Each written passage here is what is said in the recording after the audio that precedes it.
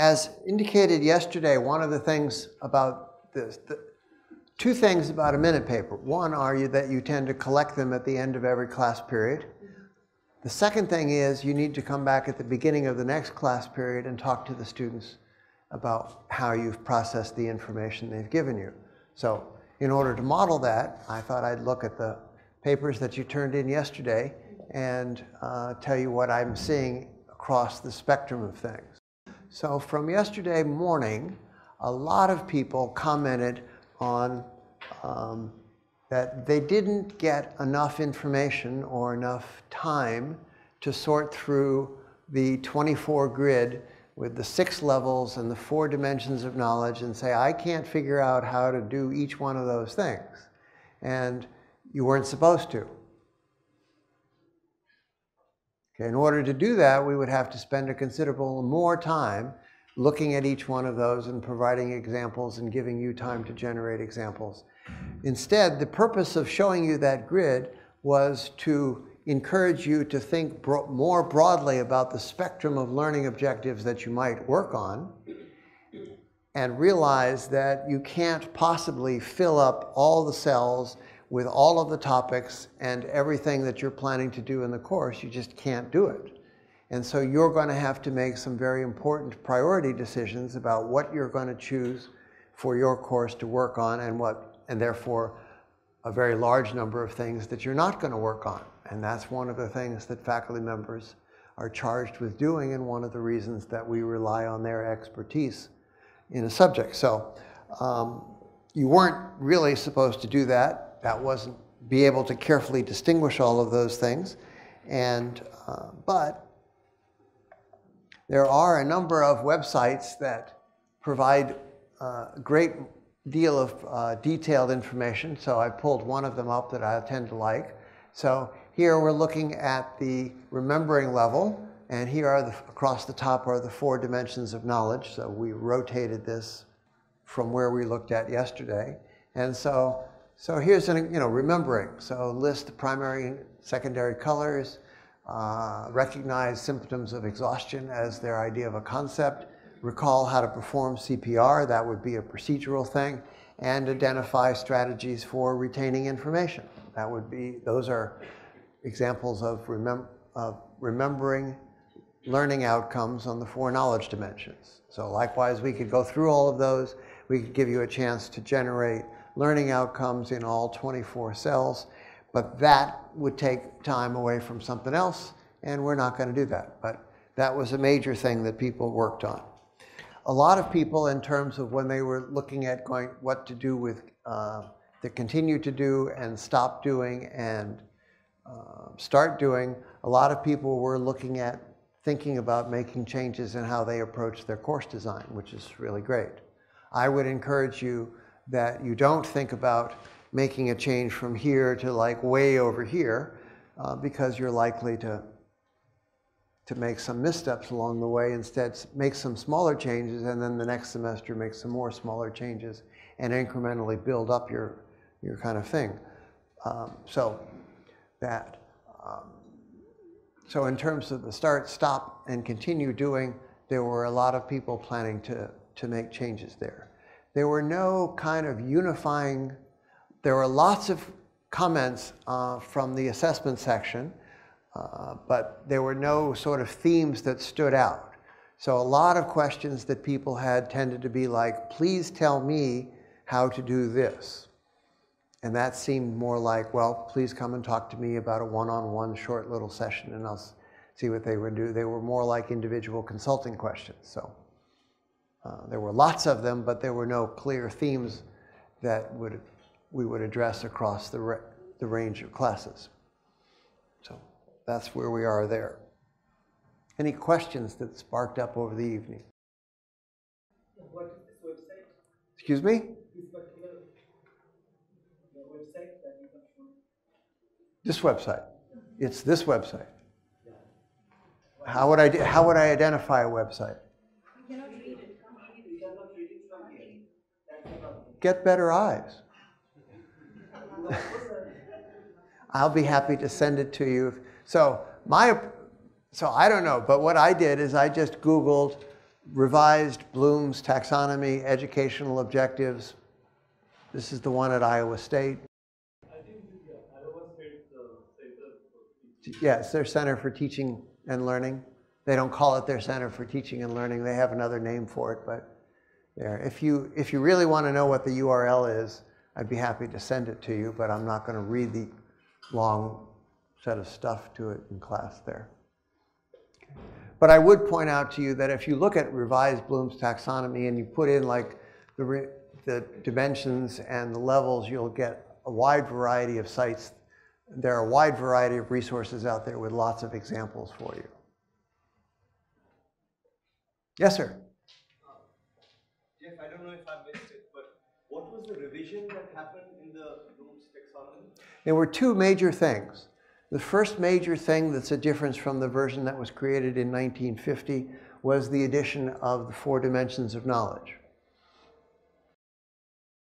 And second, in giving you the order, so they have remember, understand, apply, analyze, evaluate, and create. So in the 1950 Bloom's taxonomy, they had these two switched. And I tend to think that this is the right way to go, because I tend to think that creating is a more challenging cognitive learning outcome than evaluating, although they're both. And also I think that in order to create, you need evaluate, whereas you can evaluate without being able to create. So those were the two major changes. Yes? Professor Sethi mentioned HRD yesterday. Excuse me? Professor Sethi mentioned HRD, Human Resource Development. I'm sorry, I can't. HRD, Human Resource Development. Human Resource Development. Who mentioned that? Ah. So that led to a question in my mind. What we are doing is a student prepares a CV saying that these are my capabilities. Mm-hmm. And it's up to the recruiter and the employer to figure out what to do with you. Okay. Instead, isn't it better that the employer identifies that these are the qualities I want, and academics orient themselves to deliver that? Okay. Does it make sense to you? Second thing, if I might, you mentioned context yesterday. Yes. Is the context of academics employment or career? There is no single answer to that question. Sure. That's true. Okay. This morning's thing we're going to focus on now, given that we have clarity about where we're trying to go, what we're trying to get to support in terms of student learning, we'll now look at some various instructional approaches. Now, the theme for today is to try to provide options. It's not to say that you have to do one, we're not going to say, gee, you have to do peer-led team learning. Okay, there are groups of people, there's a whole organization on peer-led team learning, also abbreviated PLTL. And if you go to a workshop on PLTL, they'll spend 2 or 3 days talking about how to do PLTL, peer-led team learning. So you can go quite a bit in depth in any one of these instructional strategies to gain a deeper appreciation of options that you might try, what's involved in implementing some of the pitfalls that you want to try to avoid, some of the practices that you do want to try to emphasize, and so forth. So we're not going to spend all of the time in the morning on any particular strategy. Instead, we're going to look at a range of strategies with the idea that if some things pop your interest, that you will then follow up on those things. So I want you to be able to explain several of these strategies. I want you to be able to explain the elements that contribute to that, and I'd like for you to be able to design course instructional plans that incorporate one or more of these for your course. So the real one that we're after is this one. Okay, for your course, how would you design the course if you adopted this particular instructional strategy? How would you design your course if you adopted this other strategy? That's the one that we're after. And some of that work is just, you're trying to do it. But my job is to try to give you enough clarity about the instructional strategies that you can see your way toward applying them. Okay. As we mentioned, how many people were at the talk on Thursday? Okay. I apologize to all of you. Some of this may be repetitious. You'll see some of the same things like this slide, but there. So throughout this morning, for people that weren't at the talk on Thursday, I'm going to review some of the research that supports the efficacy of these. Okay. Many people are unaware of the extensive research saying that, in fact, these alternatives to traditional lecture delivery of a course are, in fact, superior to just teaching them in a traditional lecture format. And therefore, when people say, why should I do this? Well, the best reason I can give you is that it's a lot more fun to do it this way than it is to just create lectures and stand in front of a course and deliver them. It's enormously rewarding to deliver clear explanations of material to people, but it's even better when you can engage them to the point where they begin to sift out the material for themselves. Okay? And so the first reason I would encourage you to do it is that it's actually just a lot more rewarding. The second reason is that these research strategies are well supported by research that says consistent implementation of these strategies results in better learning for the students. Now, never confuse better learning with more comfortable experience. This is a tendency that learners have and confuse all the time, and this is a tendency that faculty have when they look at their student evaluations. Okay? If you are going to learn more, that means that you are making a greater personal change. Okay? Every time you learn, you're changed. Okay? If you learn a little bit, you're changed a little. If you learn a lot, you're changed a lot. And learning more means you're changed more, which in general means you're more uncomfortable. Okay? It's the change, you're going to go from here to here. That change is not always comfortable. Also, in the process of learning, there may be times when you are actually struggling a little more than you would to learn, and you say, I'm not getting it. And that could be true. I mean, learning is not a kind of an instantaneous kind of process. And yet for many learners, particularly immature learners, they think they confuse comfort with learning. If they're comfortable, they think they've learned. And in fact, that's not true. Okay. So, yes? You had a question? Oh yeah, we got it. Just a question out of curiosity. Most of the papers you showed on Thursday, maybe you're going to project them now. These are all mostly in this century, after 2000. A few of them maybe 1998, 99. So mostly in the last 2 decades. I was just wondering why it happened only in the last 2 decades. Even though universities existed for a long time. Is it that something changed, or is it that, or it just happened as it happened? So why has that occurred only recently? Just out of curiosity, I don't know if there is an answer. First, if you go back, let's say 1800. Okay. 1800, higher education was not a very big business. Meaning if you looked across the world at the number of people that were employed in higher education, the number of students that were employed in higher education, it just wasn't a very big operation. Okay. As the size of the operation grew, then the interest in understanding what the heck is going on grows. Okay? So, and higher education in the last 50 years has experienced an enormous growth. In India, in the last 50 years, it's even, its growth has been like this. And so with that growth becomes increasing questions. Second, with that growth becomes an a wider spectrum of students enrolling. Okay? In 1800, the students that enrolled in higher education in any country were generally from families that were very well off.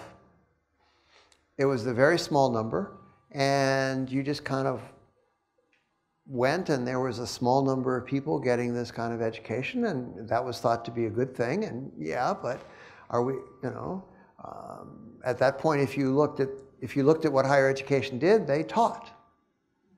Okay, it wasn't until around 1850 or so, at least in the United States, where the history of education that I'm familiar with, that higher education began to show any interest in a research mission. And it wasn't until well around World War II time frame that a little bit before 1920s, 1930s, 1940s, the higher education began to play a major role in the research enterprise. Before, higher education was supposed to be higher education. But the mission of higher educational institutions dramatically shifted in that area, and they became interested in more research. Now, the research was initially concentrated in science and engineering and mathematics and those kind of things. But since the universities had educational departments and literature departments and so forth, these departments also began to take up that research mission. And so you began to have educational research. So the prevalence of educational research around 1900 was pretty small. You had some people writing on it, but it was more philosophical writing. People were doing, well, we think it should work this way, and we think it should work this way. But there were fewer kinds of serious research studies in education. And that, the number of studies in higher education, in general, has grown. And so all of that is fitted in. So if you say, well, why weren't we doing this back in 1100 BC or 1100 AD when universities were created? Well, first of all, it wasn't a very big enterprise. Second of all, you didn't do much research. And third, not a lot of people realized that in around 1100, when universities got started, the way that you got copies was that you had somebody sit down and they hand did this. That's the way. Copies were very expensive. And so the idea that a person would stand in front of a class and they would talk to the class was a very important way. They had no way to mimeograph a bunch of things and hand them out to the students in 1100 AD. That just didn't happen. With the invention of the printing press, sometime around 1600, 1700, you began to get books. And serious questions could have been raised in education about why we continue doing lecture even though we have books. I don't need to read from the lecture and you copy it down. I can just give you a copy of the book. But they didn't engage in that. So the role of technology has also played a role. As technology becomes increasingly prevalent, it offers alternatives, and the efficacy of those alternatives should be explored. So, yeah. Does that help? It does. Okay. Yes, sir. Just a short question, really. Research-based and evidence-based. I see two expressions used. Yeah. Is it just, it's a favorite one for flavor of the day? Because you have shown both evidence-based as well as research-based. There is no there's no consistent distinction. So for example, I think the workshop was given as student-centered learning. What does student-centered learning mean? There's no teacher-centered, opposed to that. There's no kind of thing. There's an article by Barr and Tagg published in about 1995, and they draw a distinction between the instructional paradigm and the learning paradigm. And that article is very well worth reading because I think it clearly lays out the contrast between the two. And what they were saying is that higher educational institutions had grown up operating within an instructional paradigm, where these were the assumptions made in the instructional paradigm.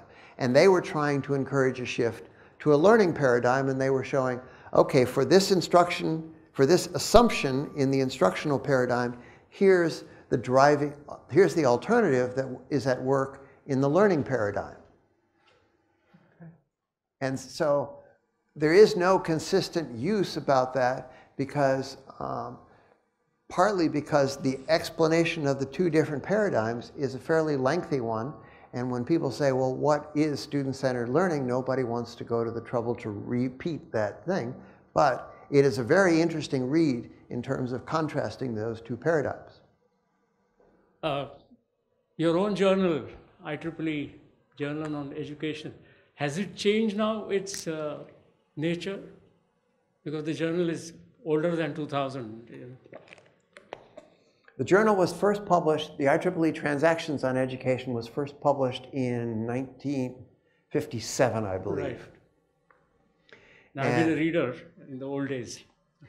And I assumed the role of editor in 2012.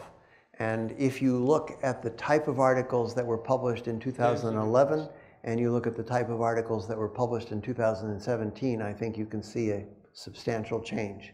And if you want to learn more about that change, there's a talk on Monday afternoon. You're giving a talk here? I don't know where I'm giving a talk, but they tell me I'm giving a talk on the IEEE Transactions on Education. In EE? Yes. Oh. Thank you. It's a very interesting response you gave. Now, a question related to that. There was a mention in the Indian context of a jump in education. Secondly, it's not numbers have multiplied. Now we want to say that quality of education is important. And that means big spending. But the impression I get from your overview on Thursday is that we can improve outcomes substantially without spending big money. Do you think that's good news for taxpayers? Bad news for the white elephant? Bad news for? White elephants. So, That is academics. so we are now getting into a political conversation about education, and there are limits and areas where I'm not very qualified to go. So that would be one of them. So we're going to, so I don't want to bore the people that saw this before, but I don't want to just jump past it for the people that haven't seen it before. So I'm going to tend to move a little quickly, but for the people that haven't seen this before, or for the people that have and want to ask a more in-depth question, I'm happy to pause and do more work with it, but I'm not interested in boring people with a repeat. This first study that we're going to look at is actually the last study that I talked about on Thursday. It was a meta-analysis. So these people went out and said, okay, in the areas of science, technology, engineering, and mathematics, are there any studies that contrast traditional lecture with more active learning? Now, active learning, exactly as the person over here said, what's the difference between active learning and cooperative learning and research-based instructional strategies and so forth? There's lots of ambiguity. There's very widespread terms of things, what they mean by active learning. But they had an idea. So they had an idea, and they said, well, we'll look at a study, and if it meets our criteria, we'll say, yes, this is active learning. Does it provide enough data that we can include it in our meta-analysis? Yes. And so they found 225 studies, and they then tried to synthesize that information from 225 studies.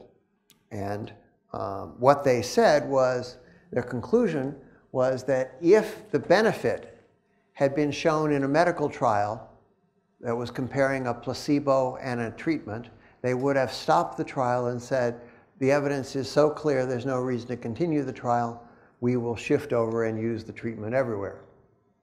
They looked at two things in general.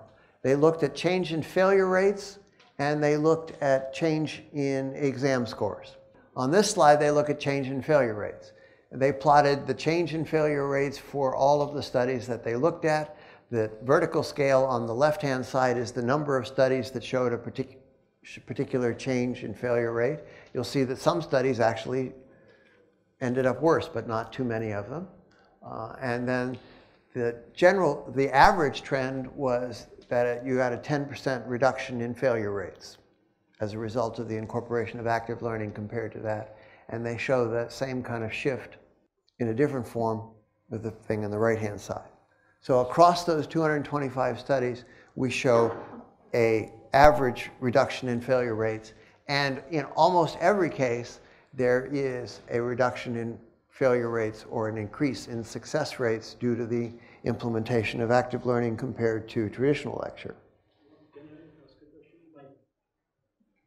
The answer to that is always yes. You can always ask a question. Yes. Yes, thanks. So is this, I mean, I'm sorry I did not attend your talk on Thursday, but maybe this was addressed there. Is this due to cherry picking of results, meaning are there studies being done that are worse off so they don't publish? Or, I mean, I don't quite understand how the data was gathered.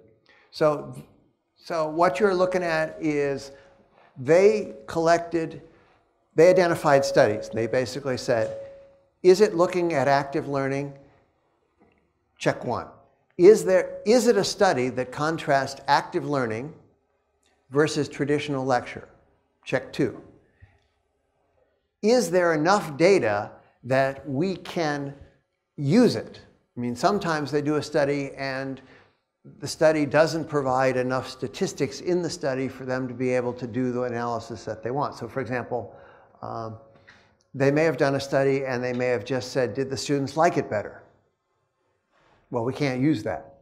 Okay, so they looked at the literature, and as far as I know, they started back 1985 or so, and they looked and they said, are there the studies that meet our criteria? They didn't look and say, are the studies that show a positive increase? They just said, are the studies? And they found 225. And then they synthesized those results from 225 studies. If the 225 studies all said that active learning was worse, then they would have published the paper and said, active learning is worse. Now, the question that you raise is one that's always a question in any kind of systematic review. And that is, sometimes there is a tendency in any field. So suppose you're developing a medical treatment for some disease, and you try it and it doesn't work.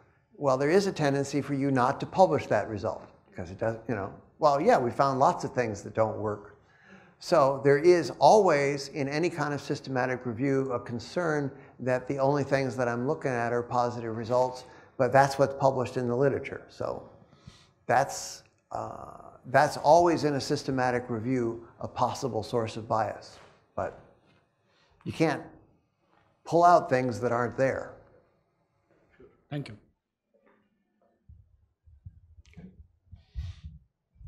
So they actually broke it down by discipline. So the effect size is something that you would study if you have some sort of assessment, either some sort of exam or learning instrument. And for those, they looked at the effect size. Okay, the effect size being positive is a good thing. The bigger the effect size, the bigger the change. And the number on the left-hand side graph is the number of studies that they found. So they found 29 studies, for example, in math that showed an effect size of about 0.25. They found 31 studies in physics with an effect size of, looks like about 0.6. Okay? So you'll see up there under computer science and geology and, geology and computer science, there were a couple studies that showed negative effect sizes. That is, the results from active learning were worse. That's the bar. Okay. And then overall, you'll see the effect size was about 0.5, and you had 158 studies that had exam data that they could look at the effect size. Does the G index, does that correspond to a grade point or something? I sat there as I'm working on this going, I had the slide from Thursday. You didn't see the talk on Thursday, right? I saw it, but I arrived late, so. Okay, so you get a 1-minute introduction to effect size. I'm comparing two populations. Let's assume for simplicity that the two populations have the same standard deviation. Okay? Effect size is basically the difference in the means divided by the standard deviation. Okay? Now, for effect size, and effect size gets a little complicated, it says, well, what do you do if they have different standard deviations There are a couple different answers to that. Hedges G is one of them, but that's basically the idea. So the numerator is the change and the denominator is the standard deviation. Does that help? Yep. Maybe I can speak loudly.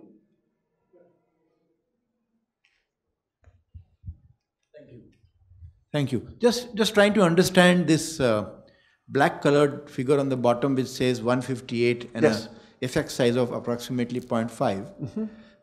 Can we say that that represents the average of the whole solution, So all the studies? Technically, no. It's not the average, but I'll tell you what it is. So if you add up all of those colored numbers above, you get 158. Okay. So there were 158 studies that reported an exam or something similar to that that they could run an effect size on. Okay, and for all of those 158 studies that reported an effect size with enough statistics that they could get an effect size, they looked at the overall effect, the average effect size of those studies was about 0.5. Okay, so this is the overall, and then the upper part of it is they just broke it down by discipline. Yes, ma'am?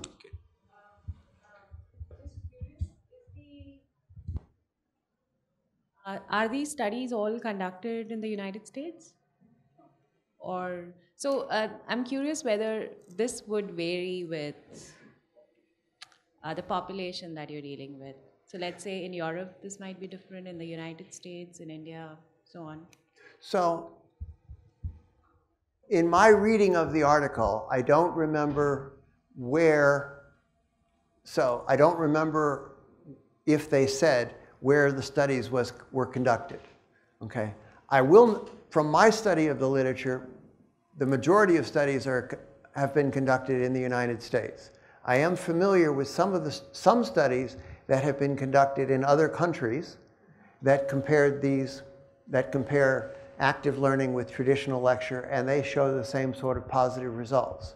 I'm not aware of any study that's been conducted in India at all that compares that, so I can't tell you. But I do not think that any cultural difference is going to mitigate the conclusion that you would draw from the set of studies, because the studies have been conducted in a number of different countries and still report the same positive findings. Yes? Has an analysis been made of what is, you've been coming to IIT Madras for a while. Anything about the data there? So nobody that I know of, she was asking, has an analysis of how the students have done in classes where faculty members have put in place active learning strategies as a result of the faculty development workshops been done, and as far as I know, the answer is no. Oh, that's a shame. I have a question that, is it necessary? Wait a minute, we got two people raising their hands and I'm just so. May I just comment on that? Okay. On the last question? Why are you asking me? Because you're the master of ceremonies. So the professor who leads the Teaching Learning Center, right? So Professor Prasad, so he had said that they have compiled the data. They have not published it, as far as I know. Yeah. Okay.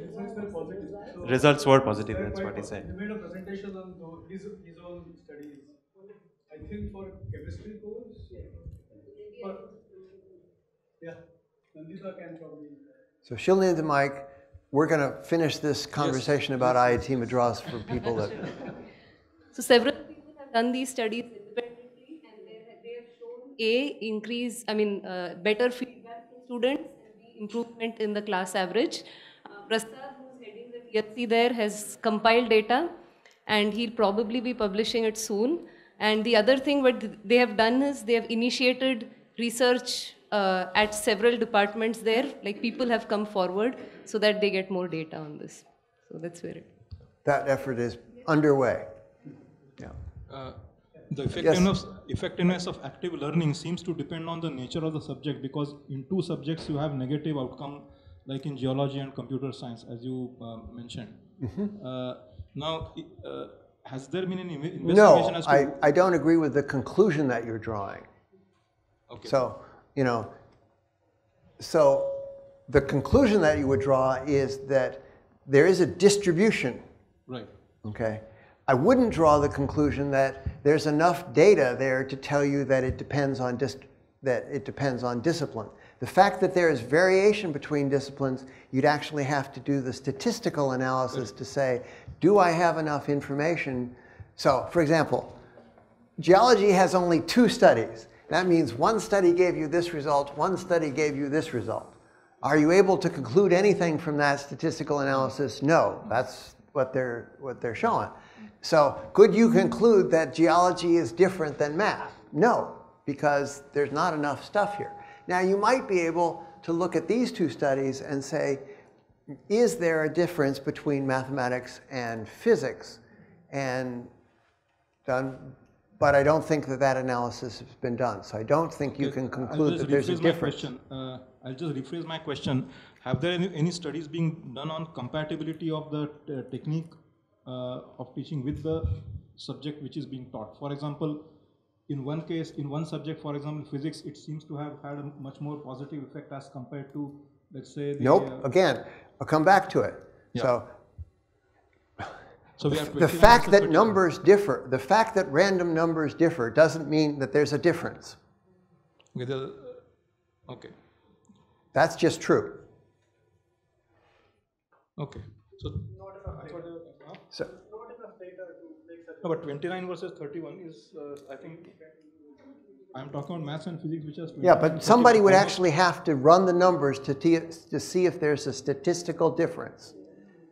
And I don't think that anybody has run the numbers. So when you say there's a difference between math and physics, I don't think there's evidence yet to back up that conjecture. But if the data points are not enough to arrive at that conclusion, then on what basis are we saying that active learning is better? I mean, because across 158 studies, there are only 2 that generate negative numbers. So I've got 156 studies, all of which are pointed to the side and all of which show some variation. I think you can, and when you take them overall, it's showing that overall combined, you get an effect size of about 0.5. I think that's enough to conclude that active learning is in fact effective. Okay, thank you. Yes, sir. Ali, going back to your earlier, there was a question about the demographic study. So there has been plenty of studies done in India. We have done, in my course, I teach a course in physics. It's a lab course. There's a PhD student from the Education Technology Department who over 3 years, she studied the difference that active learning makes. And we have a paper that is under preparation for publication. So that is a documented study. And then I teach the first year class, which has 990 students. I taught it for 3 years. And it was, I didn't have, because of logistics, I didn't have time to study the detail in terms of these numbers. But certainly over 3 years of implementing these strategies, the class average went from BC, which is the nominal Gaussian average, to BB. So at least it increased by 1 grade point over 3 years. And of course, I had to fine tune. I was learning these strategies, so I had to fine tune the implementation over 1,000 student class. So yeah, good. So there has been sort of studies done in the local Indian context, both in IITs and in other colleges also. Mrinal will have probably data from colleges outside. And that just demonstrates my lack of familiarity with everything. Yeah. Yes? Wait for the omnipotent microphone. Oh, yes. So these graphs on the right hand side is decrease in failure rate. Yeah. And on the left hand side is increase in exam scores. Exam scores. Do we have data on how the good students perform? Their performance has become even better. We are looking at. Do we have? Yes, we have. One end of the spectrum. Yes, we have data. We have data. Is it shown here? No. Yeah.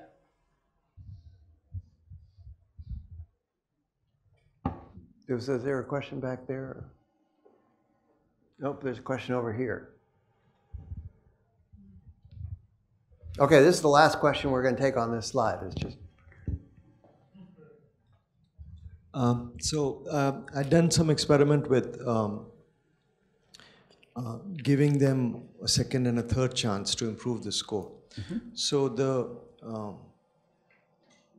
the difference between the topper and the least, that kind of reduced. Is that evident too in this? No. No. Or in other studies? I don't know enough to tell you one way or the other. Just in the background, given it's a very competitive environment, some students are never happy about others being given a second chance. So this aspect of. Well, then they should resign life.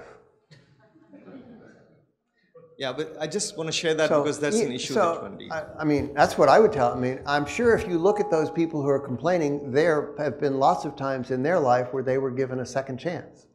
They just don't think of it in terms of an exam. But that's a different story. So,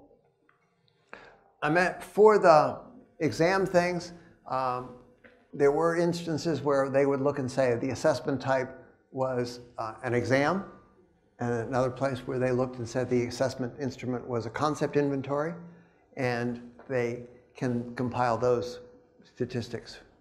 And then they also did it for a set of studies where they had effect sizes and they did it versus class size. And you can see there is a trend in the numbers where the numbers, as the class size increases, the effect size goes down, although it always remains positive.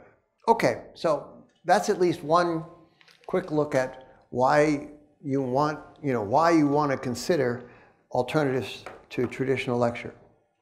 We're going to spend some time on what Carl Smith refers to as a bookend lecture. The reason is that the bookend lecture template is actually the template for several different instructional strategies. So several of that large list of instructional strategies can be implemented within this bookend template. So you can take several of these things and put it in there. And so the bookend template gives you some idea for implementing. Second of all, the bookend template is a very good place because it looks to many faculty close to what they're doing. So if a faculty member has been consistently lecturing in their class, this doesn't look like it's too big a difference. Okay. This is the basic idea. You start with something you start with an advanced organizer. You then have a lecture period of 10 to 12 minutes. That's where you're basically just talking to people. Then there are 3 to 4 minutes of turn to your partner. There's some sort of interactive exercise. 10 to 12 minutes of further lecture, another thing, and 10 to 12 minutes. And then you have some wrap-up. This is where the easiest way to understand the wrap-up, this is where you would do the minute paper. Now, that works out to be about roughly 50 minutes. If you had a 90-minute thing, then you would continue this 10 to 12 minute lecture, 3-minute, 10 to 12 minute lecture. The 3 to 4 minutes is your chance to put in an activity that encourages student engagement with the material toward the achievement of the learning outcome that you're working on in the lecture. Okay? Now we'll look at a variety of things that you might put in that slot. Now, there are people who say the only thing that is acceptable is for me to talk for 50 minutes. Okay? Because if I don't talk for 50 minutes, I can't cover the content. Okay? If that is your academic, intellectual position, then none of this is going to make any sense to you. On the other hand, as we tried to emphasize yesterday, it is not about what you do in class, it's about what the students walk away with. So if we concentrate on what the students walk away with, and we see an increase in exam scores, for example, as we saw in the previous slides, then they're better off, regardless of what you did. Okay? And that's the position that we take. So it's not a question of, did you talk enough to cover the content? It's a question of, were the students able to demonstrate the performance that you were looking for? And the closer they came to demonstrate the performance you were looking for, the better off the resulted instructional strategy is. So it is not judged by the amount of time that you're talking, but rather the amount of time. There is a paper published. It's not one of the most rigorously studied things, where a person followed a bookend lecture. He did this in one class. He taught two sections of the same class, 2 different periods. In one class, he followed the bookend lecture. And in this 3 to 4 minutes, he said nothing, just silence. Okay, then he repeated that. In the other class, he talked for the full 50 minutes. Okay, so they took the same exam at the end of the period. The place where he was quiet for 2 to 3 minute intervals scored higher.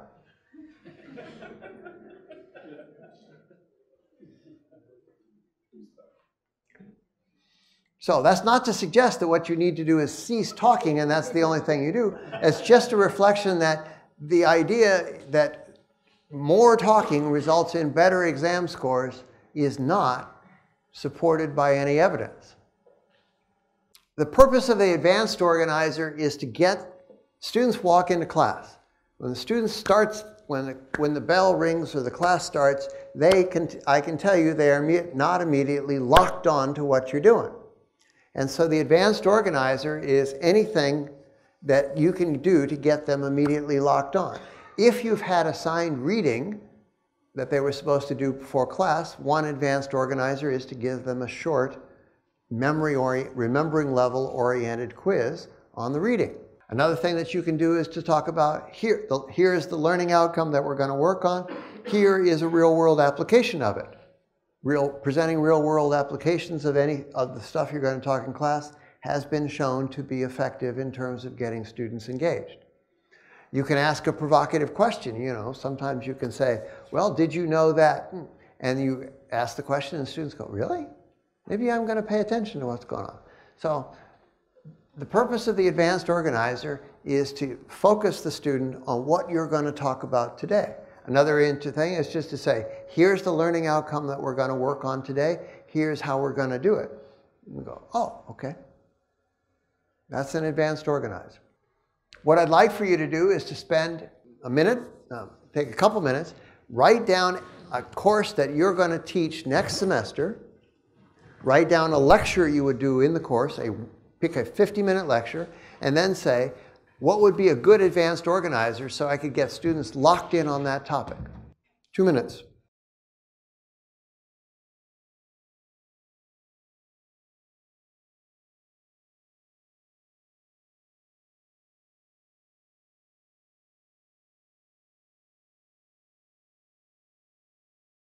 What I'd like for you to do now is to find another person to share your idea with. Spend 30 seconds, person one talking to person two, and the other 30 seconds, person two talking to person one, so you can look at their ideas. Could I have your attention? So, I need a couple of ideas from people. Yes, sir. I teach physical metallurgy course.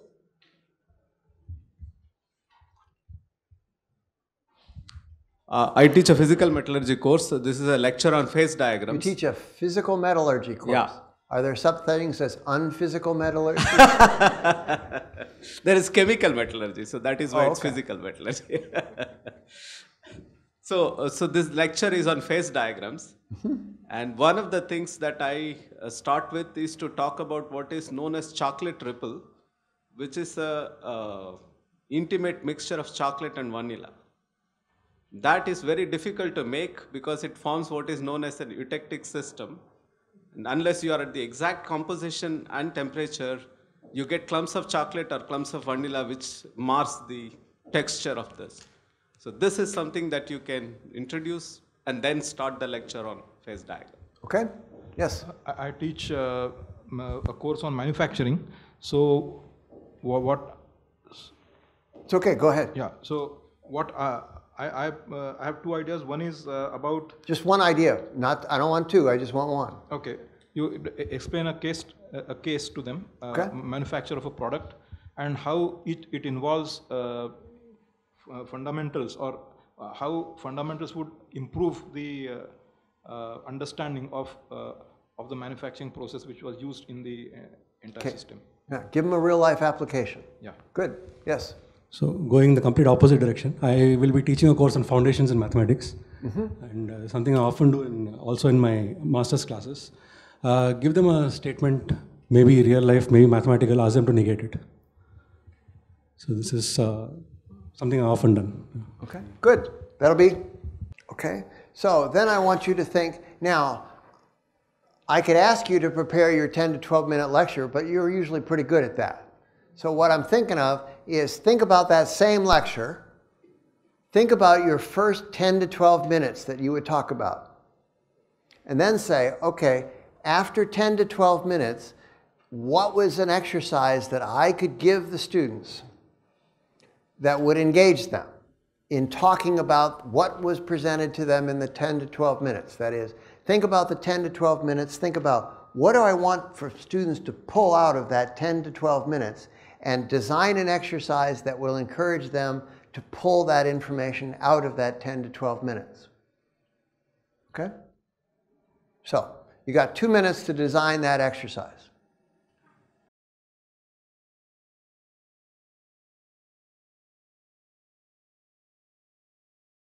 Okay, if you haven't already, then exchange your two ideas for the processing exercise between two people. Why did you split up again? Why did you split up again? Okay, we'll take examples from this side of the room, because last time we took examples only from that side of the room.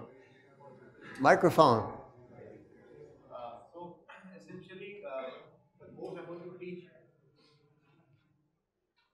The course I'm going to teach is about the buoyant systems, or systems that work on buoyancy, the balloons and aerostats, for example. So the exercise to be given to them is, I have taught them in 10 minutes about the effect of temperature and ambient conditions. So I say there are two groups of students who have designed something for the same requirement in two different cities.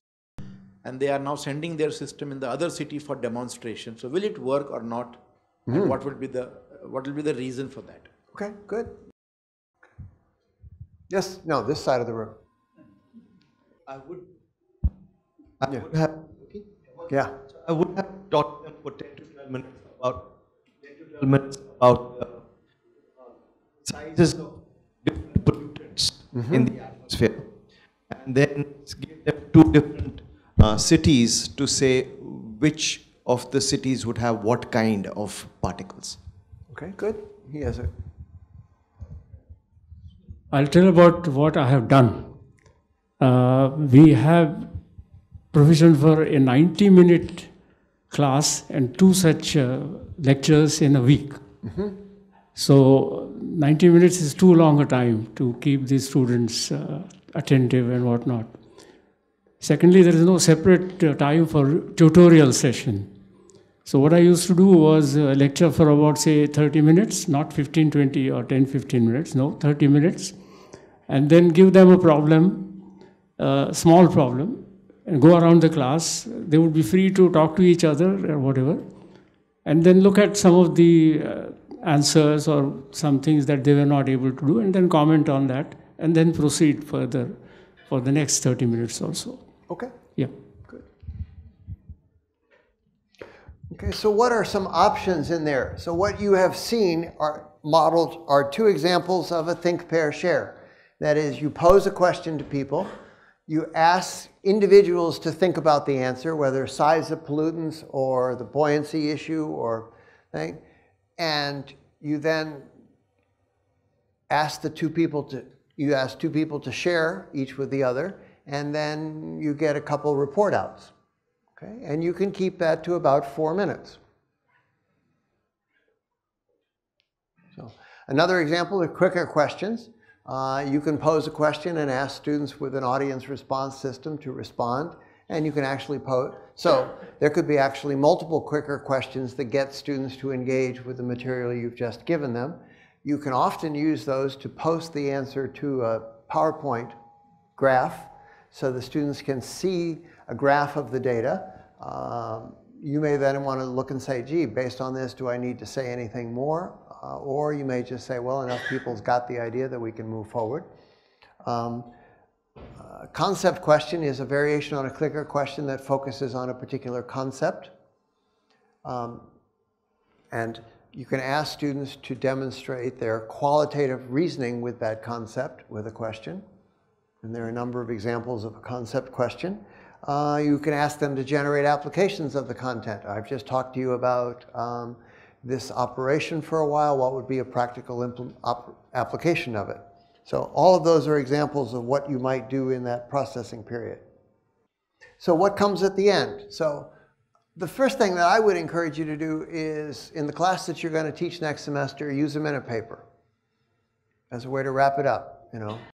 You could vary in terms of the muddiest point, clear point, continue, stop, start, prefer, but get some information from the students about their processing of the material. And then take that information that they give you and then use that and come back to them and say, this is what I see you did with the material in the last lecture, and these are the things that I think I need to follow up on as a result. There are other possible applications down there. Yes, sir? What is plus and delta?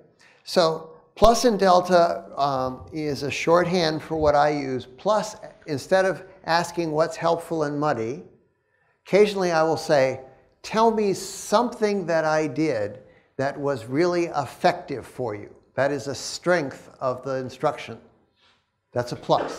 So plus refers to strength. Tell me something that you did. And a delta refers to give a suggestion for improving it. What could I do that would be an improvement? Okay? Plus delta is a difference than asking for a strength and a weakness. Students are sometimes very keen to give you a weakness. They are not as keen or clear about how it could be improved. They'll tell you, oh, this was bad. Well, how would I make it better? I don't know. So the delta refers to a change. And so what you're asking for is tell me something that's working well and tell me something that can work better. It's about your technique. About the technique. Yep. So it's shifting from the processing of the content this time to processing of the instruction. And that's a good thing to do, to shift in terms of a minute paper so you're not always asking the same thing. And so you're going to get different feedback this time and maybe something that you can use and say, okay, a lot of people said I could make this improvement and I will go to work on this improvement. Does that answer?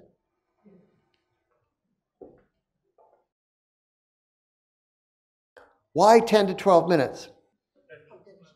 Excuse me? Attention span. No, actually, it's not attention span. Okay? People seem to think that the attention span of students has gone down in the last 50 years or so. And if you look at the literature in terms of study, that's not true. Okay? What you are looking at is, in fact, cognitive load, in a sense. When you are listening to somebody continuing to give you new information, your brain has to process it. It has to figure out what to do with that new information to convert it into something that it can use. And that takes processing effort. Now, at the same time that it's trying to process the stuff, you keep talking. And that means that new stuff comes in. And so eventually, it gives up. Okay? The military, and they're very interested in the effectiveness of their training, has done some studies, and they show a graph, and they say, okay, let's just look at, here's the beginning of the lecture period, and here's time running out, the longer the lecture runs. and here's the percentage of stuff that we recall. Okay, the curve looks like this. So and this is real important, is toward the end, this is stuff right at the end, and now we're going to ask you what you recall. You know, we're down to 15% recall or something effectiveness. So, you know, all of the people that think I'm going to talk more and as a result bring greater enlightenment or whatever, by the end of the lecture, people are remembering fewer and fewer of the things you said. And this kind of peak in here occurs somewhere around 10, 15 minutes or whatever. And it's at that point that you can stop and let and encourage processing. So you could follow the example of the one faculty member that just stopped and was quiet. But you can do better than that by getting the students to focus on an issue that you think they need to focus on and get them to process. That allows a lot of work to be done in terms of processing. Some of the stuff can be shifted into long-term memory. Some of the stuff can crystallize. And then we're probably ready to get another peak. Okay? But if we just keep on talking, the recall and our ability to use that stuff just keeps on declining. So that's why the 10 to 12 minute suggestion is in there.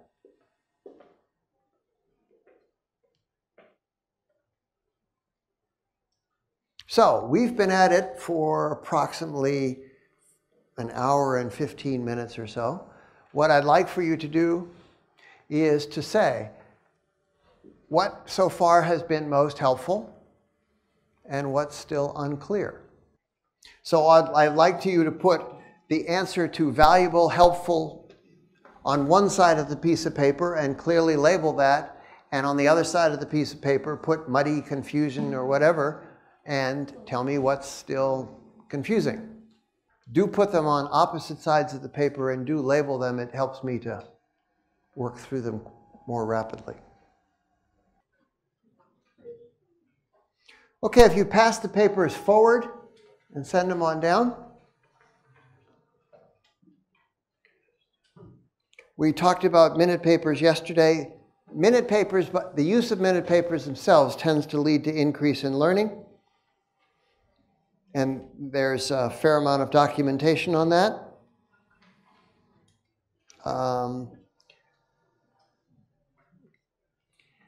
People get these questions. Can I get to the same content done with a bookend lecture format? Yes, in fact, most instructors find that they can get more done. How will students respond? That we talked about the fact that that generally students will tend to resist the change initially because it's different than what they're used to, but that there are a number of strategies that you can use to address their resistance. Can you use this class in large classes? Yes, this class scales to any size class. It has even been used in online formats with like 10,000 students. So. Can I use this course in mathematically oriented classes? Yes. So if you plan to do this, I would say you should anticipate that there's going to be at least a negative initial reaction. And therefore, you should be on the first day to say, look, we're going to do things differently than you're used to, and let me explain to you the rationale that I have developed for why I'm going to do this. And explain oftentimes that you are doing it for their benefit, that you are going to work to do something different with hopefully that, as far as you know, is likely to benefit them. So explain your rationale for the change in instruction strategy. Second of all, I would recommend that you have a plan to get feedback from them 4 or 5 weeks into the term, so that you would say that on the first day, okay, 4 or 5 weeks into it, we'll check and see how things are going, and we'll see what kind of corrections are necessary. That gives them a sense that, wow, we won't just continue down this path without making any changes. So you should anticipate there's going to be an initial negative reaction, and you should be prepared to engage with it. That generally leads to more positive results. Mike, we need a mic down here. Any question? You still have a question? Yes. Okay.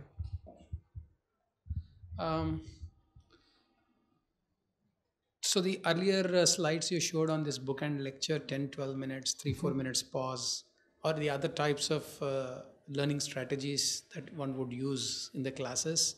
Are there other types? No, there are other types. Yes. Looks like there is less time to cover the course. Of course, you addressed this issue earlier. No, there's not less time to cover.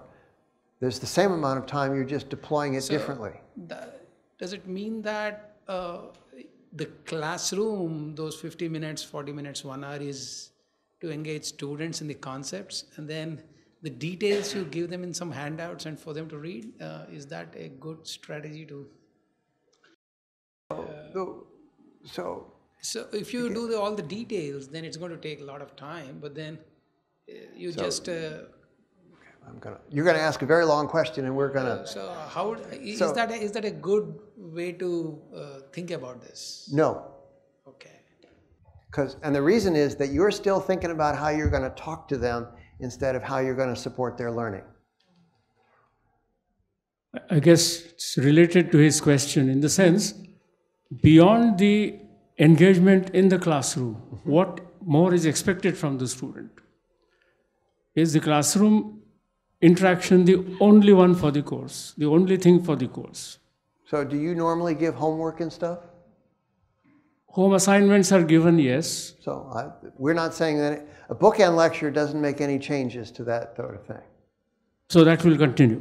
So what we used to call self-study in IIT Bombay at least, that is for every hour of lecture, 1 hour of self-study in the room is expected. Oh yeah, but it doesn't happen. So unless you give assignments or so which carry weight, so that will continue. Yeah. Or using the textbook, for example, will continue. So we have not. All we're saying with the bookend lecture is we're asking you to reallocate your lecture time. We're not talking. Later, other strategies can talk about what they might do differently outside of class. But at the moment, the bookend lecture is, let's just redeploy the most precious time slot we got, and that is that 50-minute lecture period. But you won't say things like, well, this thing you read from the book, I have not talked about it in the class. I think that's what you were worried about. You can say that. We're not going to go back to him. Yeah, you could do that. So we are not saying what you would change outside of class.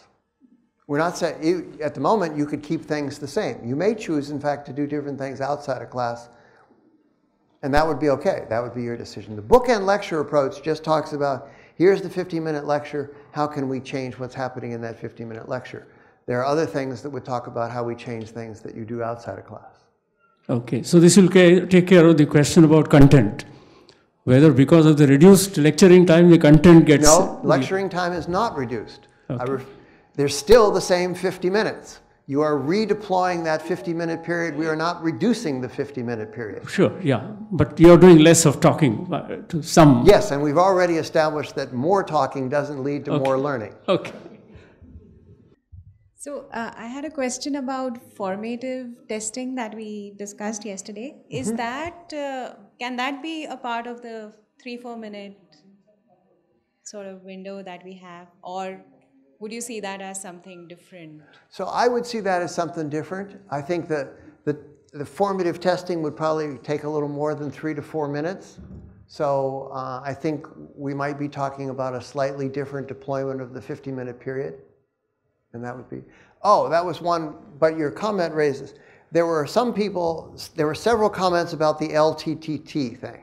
And so, first of all, the LTTT thing referred to 5 lecture periods. Rarely does any faculty member that I know of devote 5 lecture periods to a single learning outcome. But if they did, if you just devoted 5 lecture periods to a single learning outcome, then it would say the best way to deploy your resources would be to lecture the first period and then work on testing them on that learning outcome for the next 5 periods. Because people said, well, if I do an LTTT, I won't cover all the content. Well, what it would say is take this period of time that you use to cover that learning outcome, and instead of spending the whole time talking to them about how to do the learning outcome, you chop it up into 1/5 of it and talk to them about how to do it, and then you test them 4 more times about how they're doing on the learning outcome. Now, whether that's his lecture period or whether that's, thing, and it doesn't always say that you have to test. It's trying to, that example is trying to drive home the point that testing on the student is an effective way to promote learning as long as you can deal with this question of how it's going to count, and if they do poorly the first time, what you're going to do with that first grade. Are you, if they do poorly, is that the, that's just going to count and it's never going to get erased, or do you have some way that they can eventually demonstrate thorough understanding? And that says, yeah, if they can eventually demonstrate thorough understanding, I don't care how they got there. So that was, thank you, because that raised that was a consistent theme from, yes. One more.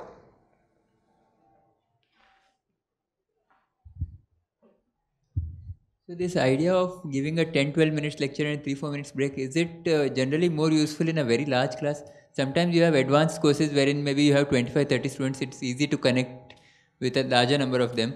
So in that case, will it be, generally we find that the students are interactive, and we get a judgment of how they are following the content. So does it still hold that it will be even better, or some studies of that kind have been done? There are no studies that I'm familiar with that suggest that it's better in a 50-minute period, with better than a large class, in fact. But I would say with a smaller class, I would shift and spend even less time lecturing and more time in the processing things.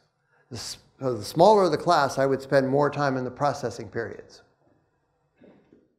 I would actually do the inverse there. That was the last question we're going to handle on that. Can we have one more question? Nope. Just to review for those people that weren't yesterday, this is another example. This was probably the initial kind of big study that got people's attention. This was testing the first mechanics course. So most physics courses, the first introductory course is a course in mechanics, and they wanted to know how well they did. So the horizontal axis here is the pretest results. So they're giving a force concept inventory, which is a multiple choice test that physics has looked at and said, yeah, that's things that we want our students to be able to do. They should be able to answer those multiple choice correctly. This is the pretest score. So 100 would mean they got it all. The class average would be 100%. No class gets 100% on the pretest. And then here's the gain from pretest to post-test. So 100 on this score would be that they got all of the wrong questions now right. Okay, and you see that doesn't happen in any class either. The things that are shaded in yellow are taught with traditional lecture. The things that are shaded or not shaded or hollow are taught using interactive engagement, how the instructor defines interactive engagement. And so we have a test with about 6,000 students, and you can see that in almost all cases the interactive engagement is higher than the lecture, and the average gain for lecture is about 23%. And that means they got 20% of the wrong questions now right, and the average gain for interactive engagement was about 50%. Displayed differently, sometimes instructors will say, well, yeah, but I'm much more of a lecture guy. I'm much more of that kind of person. So here is it broken out. We have the gain now, which was the vertical axis before, on the horizontal axis. The vertical axis is the fraction of things. So in this class, 50% of the lecture classes that were taught got a gain of about 0.24. They're in that bin. Okay. So 10% of the interactive engagement got about 0.44 in that bin. What this shows is the worst interactive engagement people, these are the lowest interactive engagement, are in general as good as the best lecturers. Okay. So in no case did lecturers do better than interactive engagement on average. I want to get to peer instruction. Peer instruction is a method developed by Eric Mazur, and the reason why I want to talk about it is it follows the bookend template, but he has a very prescribed, for that 3 to 4 minute activity period, it's very prescribed. What he will do is to say, he asks a concept question. He poses a concept question. The results of the concept question are not numerical. They are not asking for a computation. They are asking for qualitative reasoning. So it's posed. They first ask for individual answers. Look at this concept question. Decide which of the 4 or 5 answers that I've given you is the answer that you would give based on your reasoning, based on your current understanding of the situation. And they plug it in and they generate a histogram from individual answers. Without doing any more instruction at that point, they then ask them, turn to your neighbor, talk to your neighbor. If the 2 of you agreed on the answer at the beginning, you both came up with A, say, then just continue to talk and have a nice conversation. If the 2 of you disagreed, then talk about it and find a way so that one of you convinces the other that an answer that we've got an answer that we need to change to, and both of them agree. So then they ask for the pair, then they vote again and the results. In the large majority of cases, when you ask the pair to talk about it, they will converge closer to the correct answer, and that will be reflected in the histogram. If not enough people converge, or in fact they converge to the wrong answer, that is a clue that you should spend some of your next 10 to 12 minutes going, well, wait a minute, we didn't get that across. We're going to go back over it and talk about it. So that is peer instruction. So it's a bookend lecture, but every processing activity is this. Okay. And that's been deployed, and without peer instruction, we get our standard Hake gain of about 23%. The unshaded bars are without peer instruction. With peer instruction, we get at or above the interactive engagement bar from Hake's test for those periods of time. And this was also then done in an algebra-based physics course, and the algebra-based physics course, we get better than the Hake interactive engagement, but our without peer instruction actually is a little better than the calculus-based result. So peer instruction offers you if you're looking for something that's very structured, then peer instruction gives you something to do in the processing activity. Yes, sir? You need a microphone? Can we do this without a clicker? Yes. Okay. No, back there. I had a question on the previous slide where you had the comparison between traditional learning and the histogram where the best of the traditional teachers were about as good. Yeah, is there any, I'm really curious about the 0.72s and the ones that are in the extreme right corner. Is there any analysis or understanding of what generates the breadth of the distribution in the interactive learning? Like what if I was to think about doing interactive learning in my classes, I want to be on the 0.72 side. I don't want to be, I don't want to be where I'm doing about, and so what's the difference between the left and the right end of the distribution? Is there any understanding of what people are doing right? Yes. Okay. So you have to look at the way the study was conducted. Okay. Hake said, we have this example of a force concept inventory, and he was aware that people were administering this pre to post. So he then said, do you have data from your class? Yes, send that to me. If you were using interactive engagement, that's, let's see, his words, then you would be a green bar. Now, he didn't tell you what interactive engagement looked like. He allowed the respondent to say, I'm using interactive engagement, okay? Because he allowed the respondents to give their classification of it, I think that alone will account for a good portion of the variation, which is lots of people were doing lots of different things that they called interactive engagement. Now, on Thursday, I talked about an approach used at Cal Poly in the physics department. And there they deployed a much more structured physics program. They said, you don't get a choice about how to do this. You're going to deploy it this way. I mean, they had laid it out pretty carefully. And then they looked at all, I think, 10 instructors and over several years. And you saw a variation from year to year. You saw a variation from instructor to instructor. But you saw it much more around this kind of area. You didn't see the wide range. You still saw variation in instructor, you still saw variation year to year, but it was much narrower and so forth. And so the result of the spread here is allowing people to pursue a great deal of different ideas, all got that lumped under interactive engagement. Actually, the question about what you do outside of class was a nice lead-in to this particular portion, because I would like to introduce a framework for thinking about the instructional approach in general. So there is the period before class. There's the period during class, and there's the period after class, and that pretty much covers it, because there's that. Now, in that time, students can be pursuing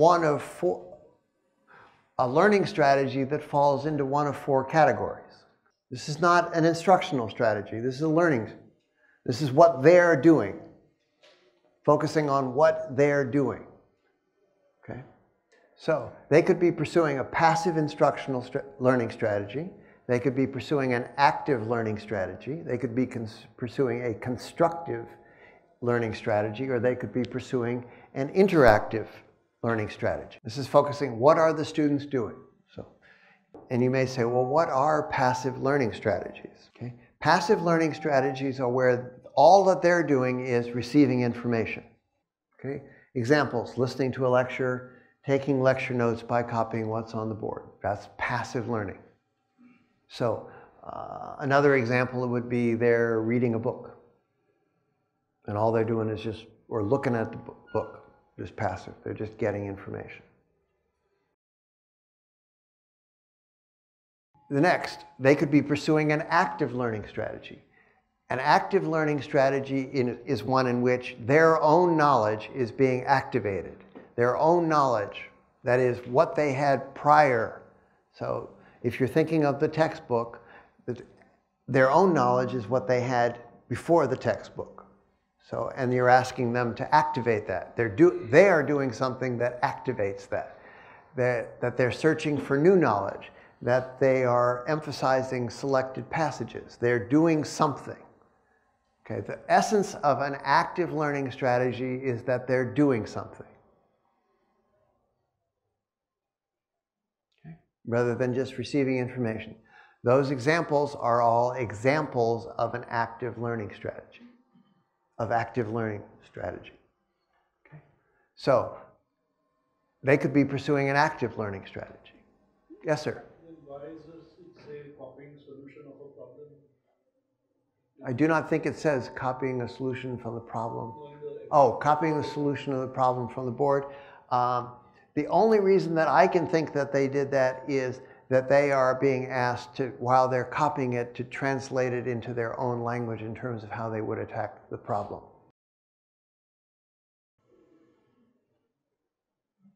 Okay. Now, do I think that's an active learning strategy? The answer is no.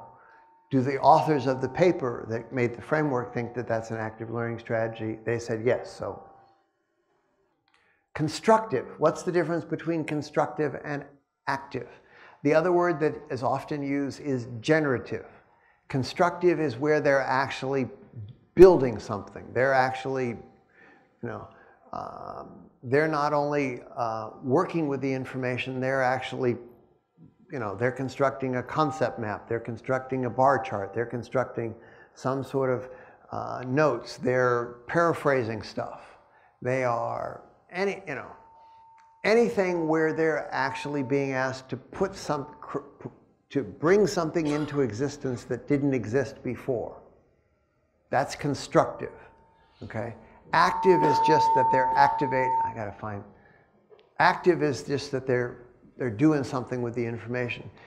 Constructive is that they're actually building something with the information. They're creating something with the information. So when we have peer learning, where you ask someone to explain the concept to a neighbor, would that be constructive learning? No. That would actually be that.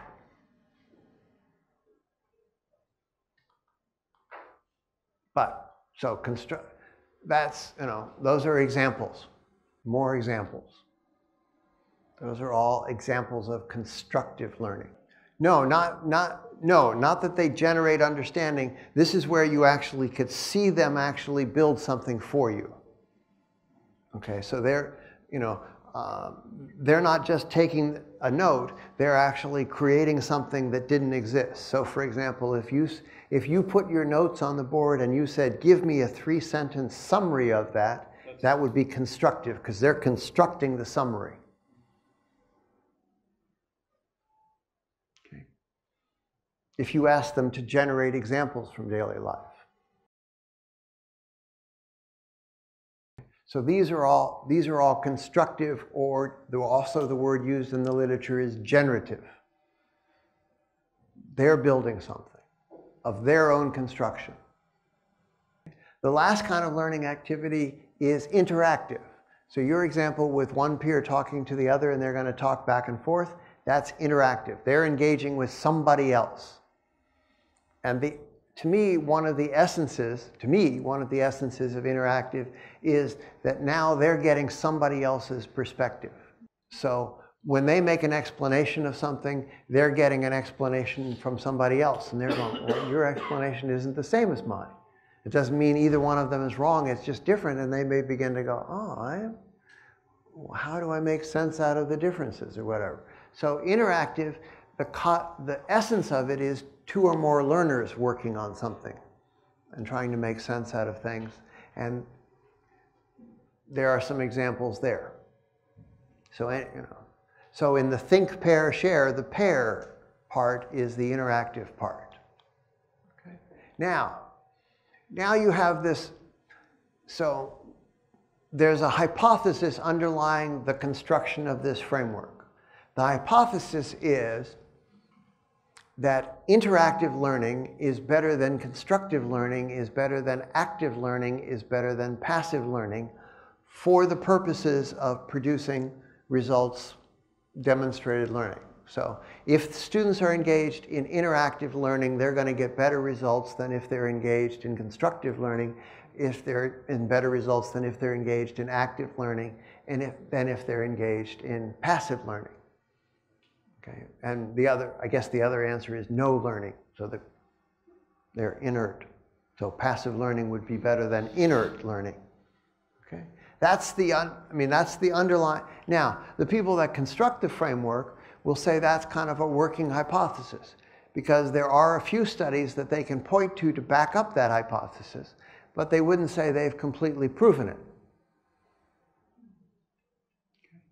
But that's the idea. So and so an instructional approach gets students, an instructional approach then fills in this chart. He says, what's your instructional approach? Well, what are you asking students to do before class? Are you asking them to engage in passive learning before class? Are you asking them to engage in active learning before class? Are you asking them to engage in constructive learning before class? And so forth. What happens during your class? Do you get them actively involved? Do you get them passively involved? Do you get them constructively involved? Do they get them interactively involved? And then what are they doing after class? Okay, that's an instructional strategy. One way to think about an instructional strategy is how you fill in the blanks. What would we call this instructional strategy? Could you repeat your question? So here's an instructional strategy. The question mark means we don't know what students are doing, but here's an instructional strategy. It lays out what's happening before, during, and after class. What do you call this instructional strategy? Yeah, this is traditional lecture. Okay. We have students, we don't know what they're doing before class. They may be doing something, we don't know. During class, we typically get at most 2 active engagement, active learning. After class, we ask them to do homework. And homework is a constructive activity. So that's what the X means after class means homework. And it's a constructive activity because they're actually writing out stuff. It's not interactive because generally they're not working with anybody else. Okay? But that's, so I've used this map to try to understand instructional strategies. Okay. What's this instructional strategy?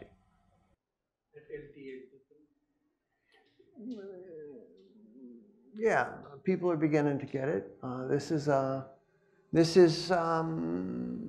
bookend lecture. Okay.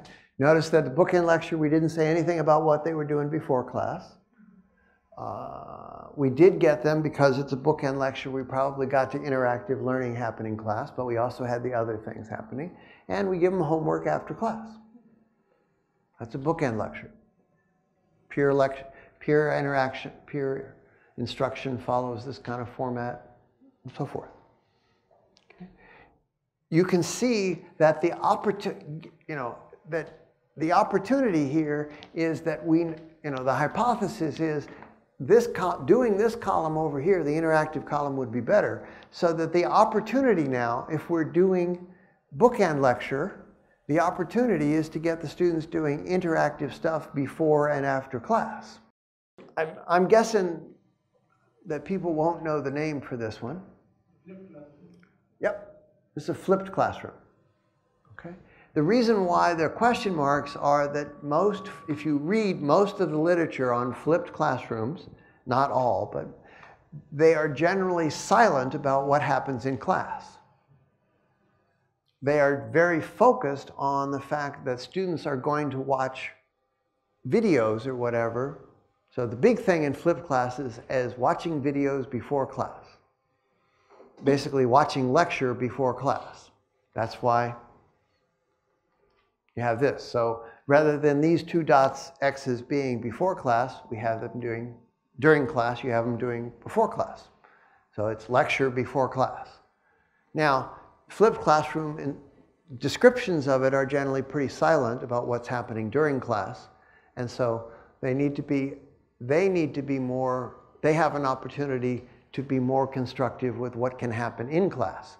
They are the underlying idea under flipped classroom is because they have gone through the lecture material before class, they are in a better position to do interactive learning in class, but they're usually pretty silent on how the best way to accomplish that is.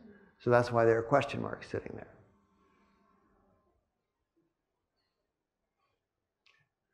But we still have kind of traditional homework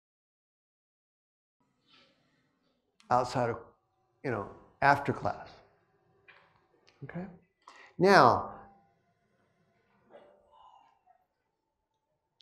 if you look at something like problem-based learning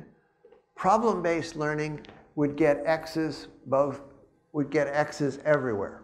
Because problem-based learning is you're giving them a problem and asking teams of students to address the problem. And unlike our traditional way of assigning problems is after we've told them a bunch of stuff, we then assign problems. The essence of problem-based learning is we give them the problem and they're asked to start work on it right away. And then we figure out how we're going to guide them as teams of students work on the problem. So problem-based learning has kind of X's generally everywhere. Problem-based learning in general.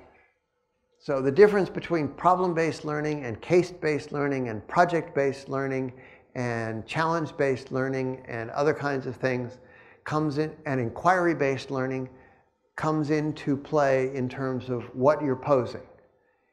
Problem-based learning says you give them a problem. Inquiry-based learning says you give them a question. Challenge-based learning says you give them a challenge. Okay? That's different. Okay, so, but that's a way of thinking about instructional strategies. And, instructional strategies in general, you want to think about what you can do in terms of also engaging students in effective learning activities before and after class. Okay. Homework is effective because it's a constructive learning activity, and those are generally better than passive or active, but it's not as good as interactive. Okay, now I'm going to put up the 10 worst teaching mistakes, and I'm just going to ask and see if there are any questions. These are not my 10 worst teaching mistakes. These come from Richard Felder and his wife, Rebecca Brent. But I think they're good examples. So one of the classes I teach is really large, and the call on students cold is something that I do need to do to just wake them up. This is early in the morning. The second one, the call on students cold. I need to do that to just wake them up and just get them to be attentive. So am I making a mistake? I mean, is there any other alternative there? Yes. Which would be? So the idea of calling on a student cold is the following. I pose a question, and then I say, you answer it. And it's that fast. Now, let me give you an alternative. Instead, I would say, if I've got to get them a question, the first thing in the morning, I say, here's the question, put it on a PowerPoint slide. I want you to think about it for a minute. I want you to share your answer with the person and listen to the answer from the person, and now I will call on some people. What you have done are two things. One, you have allowed processing time. Individuals differ in the time that it takes them to process before they're ready to give an answer. It is not a preference, it's just how they process. People differ in terms of how they process information before they're ready to give an answer. Some people, rightly or wrongly, want to give you a snap response. Other people just, I'm going to think about it for a minute. And so when you cold call on people, you are prohibiting the people that need processing. Second, by having them share, and if you two share and I call on you, you can blame the response on him. So I've given, the fear is that a student is going to give a stupid response. By allowing them to share, I have given them joint ownership of the response, and I've probably filtered out some responses that they would prefer not to do. So that would be, rather than cold calling, I would always do a quick think, pair, share for that reason, for those reasons. Yes, sir. I think the think, pair, share probably addresses this point, but I just wanted to continue this discussion. So one of the most effective professors that I had would use this method, the way he said it was Socratic. So he would question the class constantly, write something down and say, why should you believe me? And he would say, Sai, now tell me the answer to that, right? And one thing that I did notice as a student who was on the receiving end of this was that the entire class could not ever disengage from the board. You couldn't take your eyes off of what was being said because, there was the constant, psychological fear in the back of your head that the next, theorem was going to land, the lightning was going to land on you. And now you had to stand up and say something to the class. And, if you were wrong, that's okay. But if you were disengaged and you didn't know what was happening, that was worse. So is this this concern, I think, is real and it exists everywhere, which is that, you just take your eyes off of the board, your mind wanders. And we discussed earlier on how the student engagement is better with these active learning approaches. So am I to take away from this that this is addressed already from these other, the moment you do active learning, you actually have resolved this issue and you don't need to cold call on students? So cold calling, so a Socratic dialogue, typically your example says I'm cold calling because you say I'm going to answer this question, Sai, what do you think? That's cold calling. You want to avoid that. You say, this is the issue before us. Think about it for a minute. Share with your partner for a minute, and now we'll give an answer. So typically, Socratic dialogue involves cold calling, and I would discourage that. I would substitute for it, giving them time to process and share their answers so that we can work on that. That's the change I would make in that kind of scenario. Yes? Directly related, but one of the things that I worry and other colleagues worry about is how do Could you hold the mic a little closer? So, which methods will help us bring up the weakest students? The 20% of the class which are in danger of failing or getting a D. So how do what sort of strategies should we be thinking about? Okay, so we're going to talk about that this afternoon. Okay, so please focus the questions on this slide, not just, I have a question about teaching in general, and so please focus the questions on this slide. Yes? Yeah, so this is about the last point on the left side. How do you make students accountable, individual accountability in a group exercise? My question is more about projects that last for the whole semester. So I'm going to try to get to teams before 1 o'clock. But I will tell you this. Most faculty ask students to work in teams with 2 big mistakes. So, first, they assume that students know how to work in teams. That's the first assumption, which is actually mostly incorrect. And that leads to a second assumption, is they provide no structure for effective teamwork. Okay. So if you're going to have the students to work in teams, I would assume that they can't work in teams, and you're going to have to provide structure for them to effectively work in teams. If that's the case, then in the process of building a structure for them to work in teams, you will most likely build in accounts for individual accountability. So I will give you a couple of examples of ways to build in individual accountability, but they're not the only ones. But if you build a team structure, a team interaction structure that doesn't have individual accountability, you are inviting lots of mistakes. Okay? But here's a couple. So I would say if I have a semester-long project, then I would get a weekly report from each individual student, and they would say, tell me what you did this week. I don't need a whole thing. I just, bullet list would be fine. I want to know what you did. Okay? And then if you look across the team and you see lots of contradictions, like, this or whatever, then you go, I maybe have to do something about that. If you see lots of, if you see blank pages, or you see things where I'm supposed to do this job and somebody else writes, well, no, Jerry was supposed to do the job but didn't do the job, that's an invitation. So these kind of small weekly individual accountability things there. Second, you are often, during the semester, have points when they will make oral presentations to you about what's going on. I don't know how you run your oral presentations. Sometimes faculty allow the students to decide who's going to give the oral presentation. And I would say no. You would say to them, you're going to give me an oral presentation at 8 a.m. tomorrow, and at 8 a.m. tomorrow I will decide which member of your team gives the oral presentation. So you all better be ready to go. So that would be another method for individual accountability. What's wrong with the first point?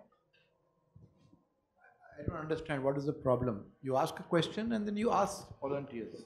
Okay. Why not? The problem is the following. If you watch Classroom Dynamics, and you've seen it in here, okay? And so I'm in a sense, I'm purposely not, but I'm in a sense not modeling the best thing. You will see that there are some people who decide, I can ask questions. For a variety of reasons, they develop some confidence in asking questions. I'm willing to stand up and ask a question. I'm willing to stand up and volunteer my answer. So if you get volunteers, you will find it's the same people time after time. Okay? And after a while, when you ask for volunteers, it's only the subset. And so you get a bunch of people, generally it's the majority of people that don't respond at all. So if you're going to ask a question, and they're 1 and 2, or the points 1 and 2 are kind of flip sides, then you say to people, if I ask a question, I'm going to give you time to process it and probably share with a partner, but then I'm going to decide who calls. That's the thing. And some people have gone so far as to roll a dice. On spreadsheet, generate a random number. If I've got 75 people, I generate a random number between 75 1 and 75, and I number people, and I say, okay, number 76 or number 27, give me an answer. You got your number, bang.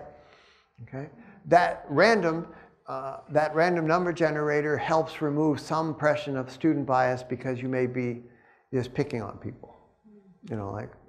I don't think it's a good strategy to pick on the person that seems to be falling asleep.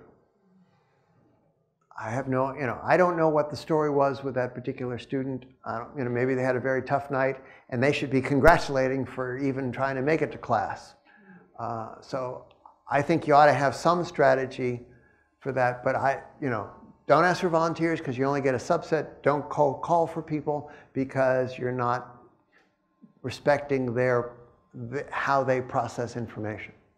Does that help?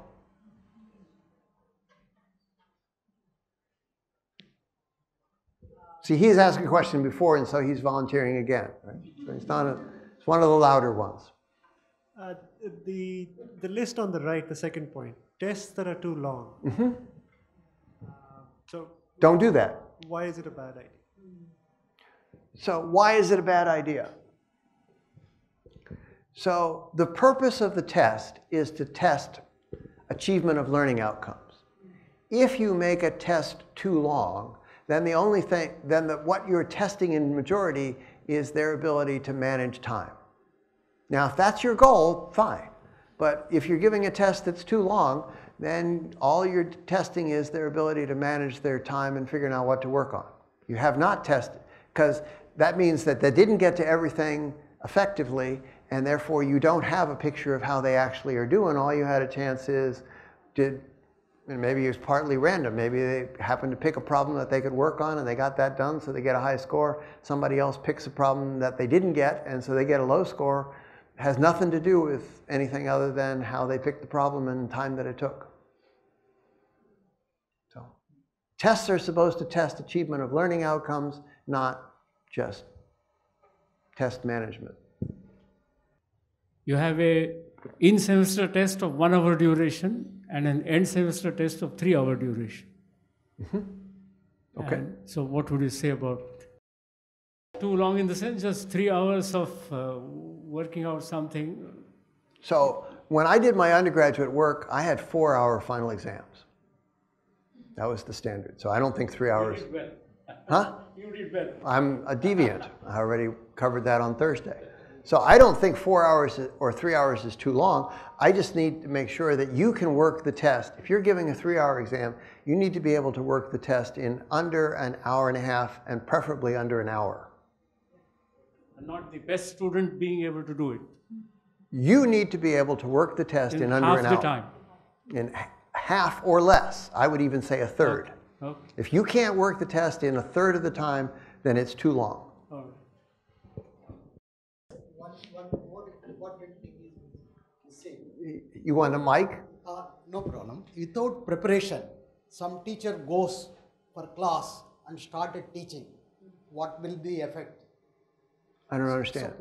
Suppose teacher went to the classroom and started teaching without preparation. Not my job to answer that question.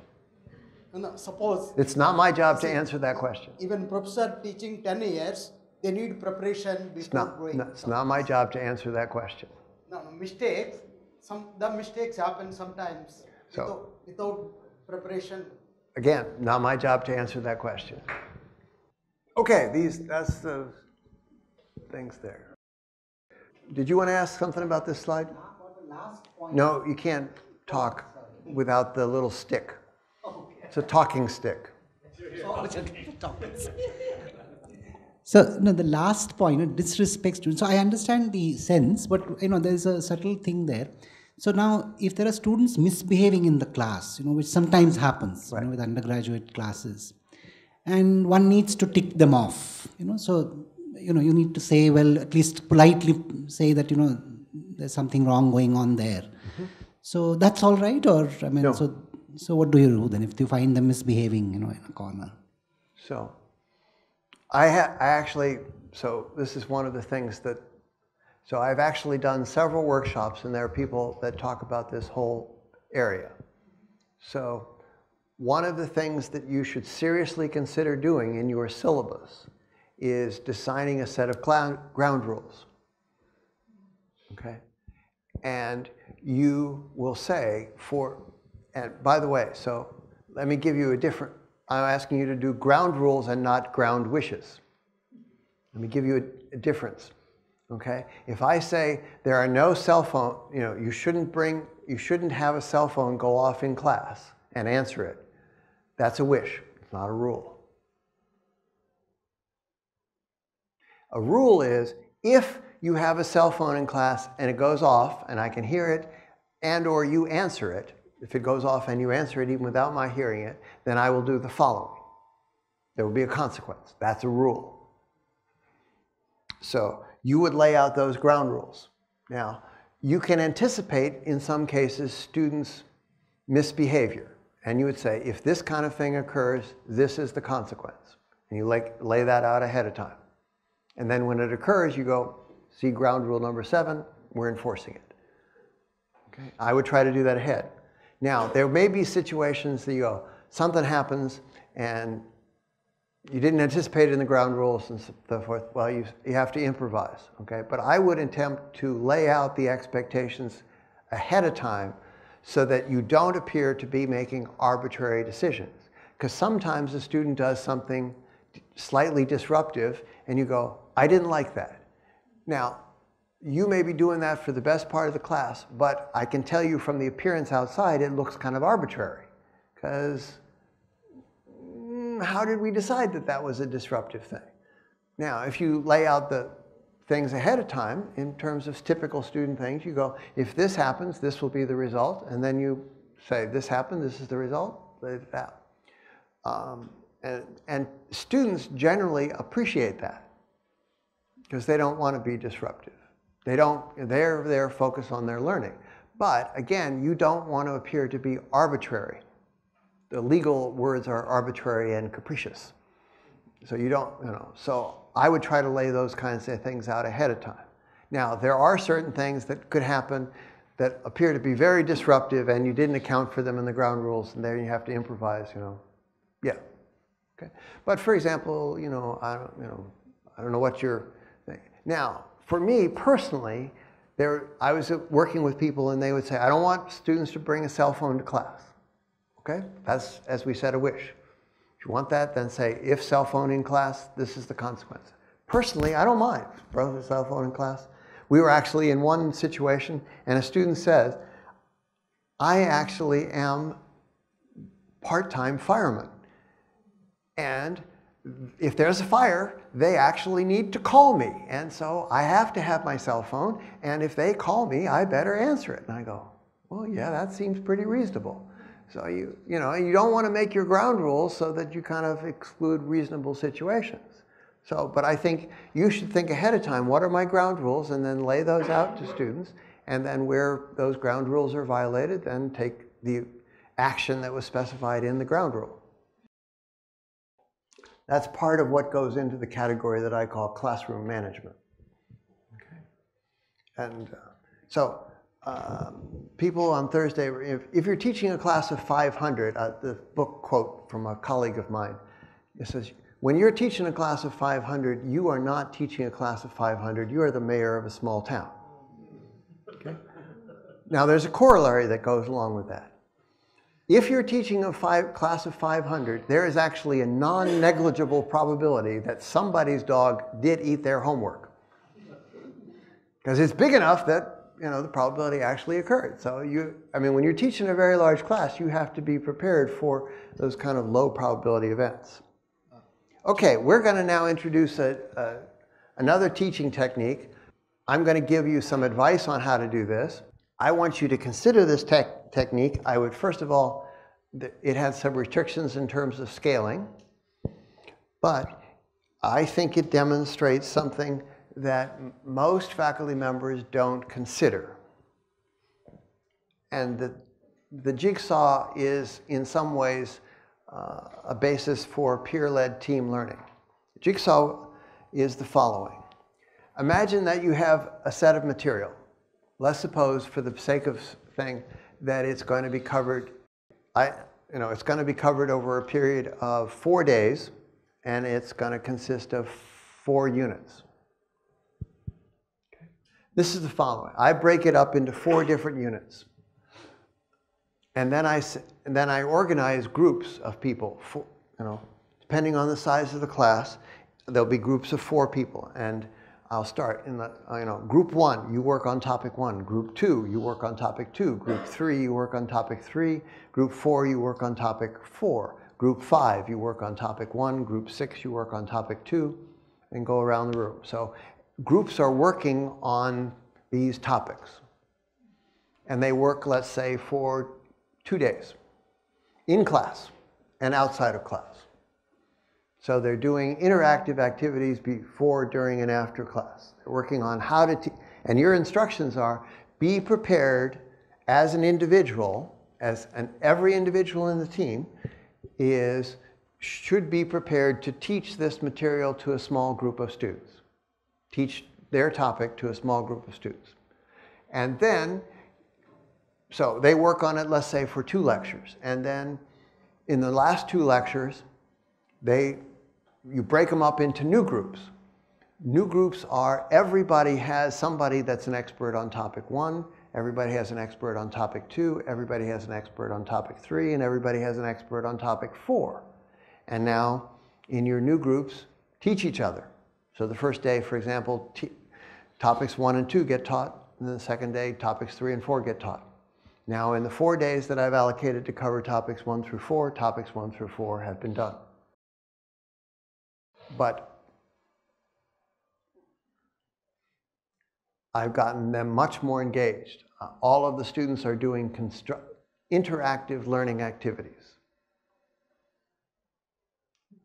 How does this work? The studies that have been done on the jigsaw say that the people that teach the topic learn that topic better than they would than if you lectured to them. The people that receive the topic get it as good as if you lectured to them. This may be slightly disconcerting to faculty that students teaching do as good a job as they do, but that's an entirely different situation. Okay. So that's the jigsaw. Now, for those people, that's what it looks like graphically. If there are more students, then we just extend the 2 graphs on down. So, So, are there any questions about how it works? Not any questions about how would I make it work, not any questions about that, just do you understand how it works?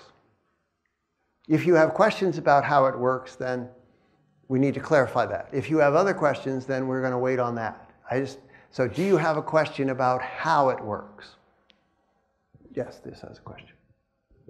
So when is it that I would have a chance to give the instructions to the groups as to what to study or what is expected as an outcome from each of those 4 units? You would probably do that on the first day of class when you're saying, this is why you're in these expert groups.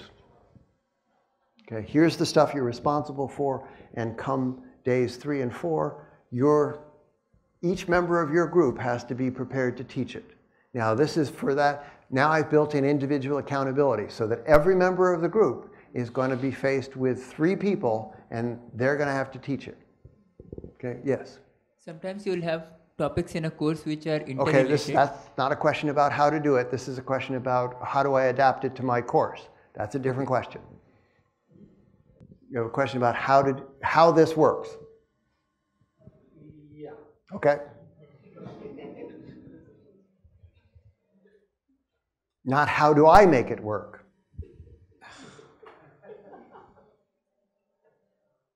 What is the role of a faculty member in such an exercise?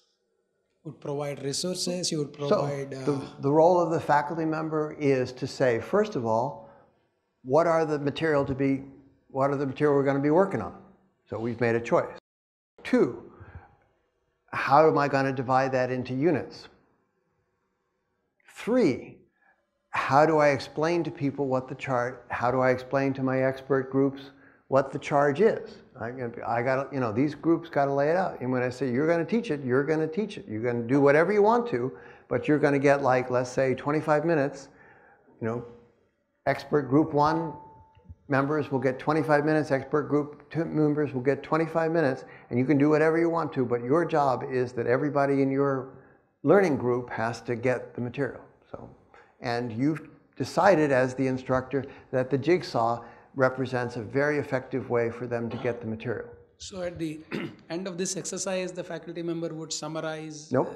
No, nothing. We're done. We're done. Okay, this is... Just a clarification, is this during class? So the teaching, the learning groups would occur during class. Okay. You would have taken 4 days to cover the 4 chunks of material. Now we're taking the same 4 days and we're just getting through the material in a slightly different way. I'm sorry, you don't have the mic. He has the mic. He has the talking stick. So in stage 2, the lecturer doesn't do anything. The teacher, he's just managing the class? The lecturer is doing a lot. They're monitoring things, seeing how things are going, making sure things are going smoothly. Okay. So we have... They're just not lecturing. Okay.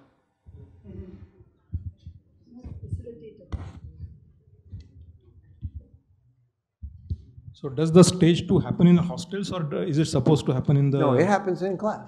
In the class? Yeah. I mean, you would take class time for this instruction. We're taking class time for this instruction. Okay. We're not taking more time. Mm-hmm. We're taking the same amount of class time. Okay, but the persons talking are different. I mean, the instructor is not talking, but the students are talking. That's no, the students are learning. Okay, because one per student... As opposed to the students doing passive learning, the students are doing interactive learning. Okay. And what stage do we do it before exams, after exams? Depends on when you would do the unit, the material that's going to make up units 1 through 4. Okay. Okay, so let me give you some advice. First, if this is the first time that you do a jigsaw, don't do it with a class of 200. Do it, if you've got a small class that, you got 20 some odd people, 24, something like that, it's a great opportunity to do it. And I would do it with a relatively small class to start with. Not because it can't be done in a class of 80, but because you don't know how to do it. And you should practice and make mistakes in a smaller setting. But if you have a class of 20 or whatever, if you have a MTech class, this is a great thing to do.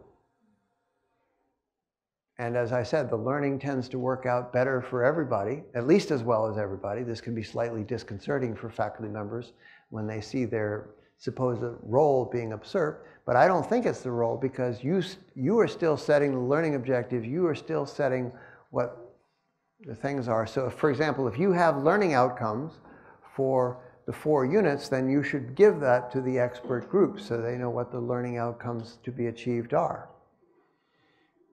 Okay, so I would do this for a small group. 2, I would, this does take some planning, So the reason why first of all, I would learn how to plan for a relatively small group of students and say, oh, that's what it takes for a small group of students. And then once you see this, you may be able to scale it to a class of 80 students or so forth. Okay, so those are my 2 pieces of advice.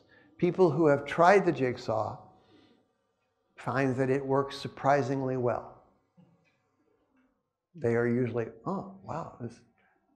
They are surprised that students can actually go out and learn material and teach it to others and do a good job.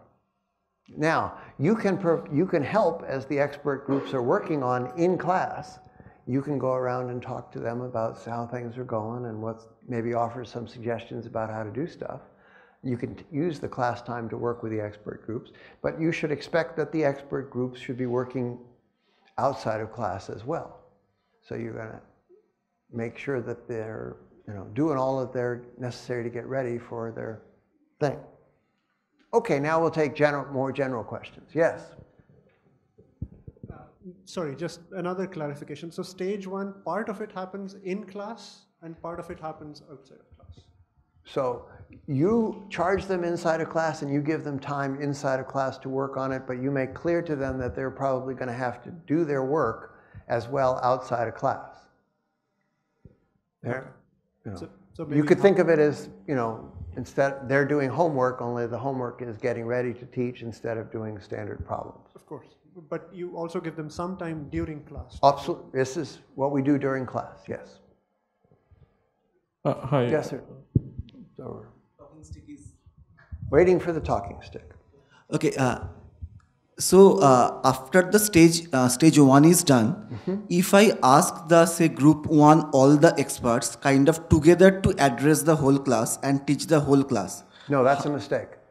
So that does not work. No, that's a mistake. Okay. So I will tell you, I'll give you at least one reason why that's a mistake. So one element of an underestimated element of teaching is classroom management. Okay. When I'm putting an expert group and I put one of those in a group of 4, all they have to do is manage with talking and interaction to a group of 4. If you put them all in front of class, first of all, they are all unskilled at managing that class. 2, you're giving 4 people, and that's like a panel.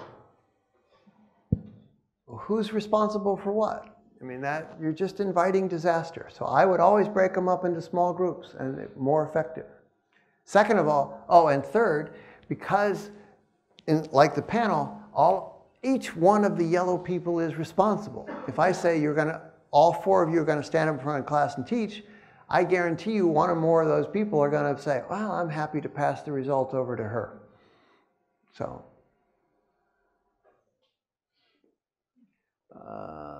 Whoever you pick to give the talking stick to. Sorry, I just have a quick then give it to him.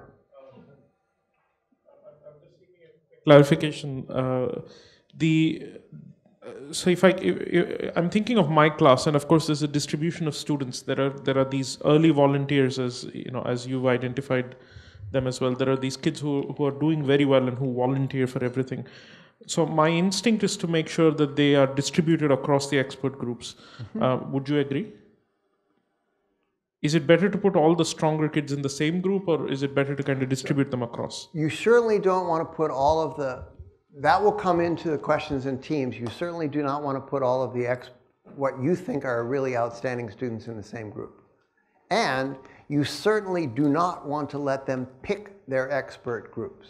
You will assign their expert groups. Your algorithm for assigning the expert groups may be different, but you will assign the expert groups. You will not let them pick. They will be sure to tell you that they would prefer to work in a different group, and that if they worked in the different group, all would be well and miracles would arrive and the sun and the rain would occur only at the optimal times. But you would pick the groups. After the stage 2 activity is accomplished, so what would be the method of student evaluation? Whatever you would do in a standard course. So if you would have a test after that period of time, you would have a test after that period of time, and you would tell them in stage 1 that when you get done, we'll have a test. If you wouldn't have a test, then you will say, this will be part of the stuff that's going to be covered on the test that's 1 week later or whatever. Whatever you would be doing to test them, that would be how you're going to evaluate them. No difference in evaluation, just difference in preparation.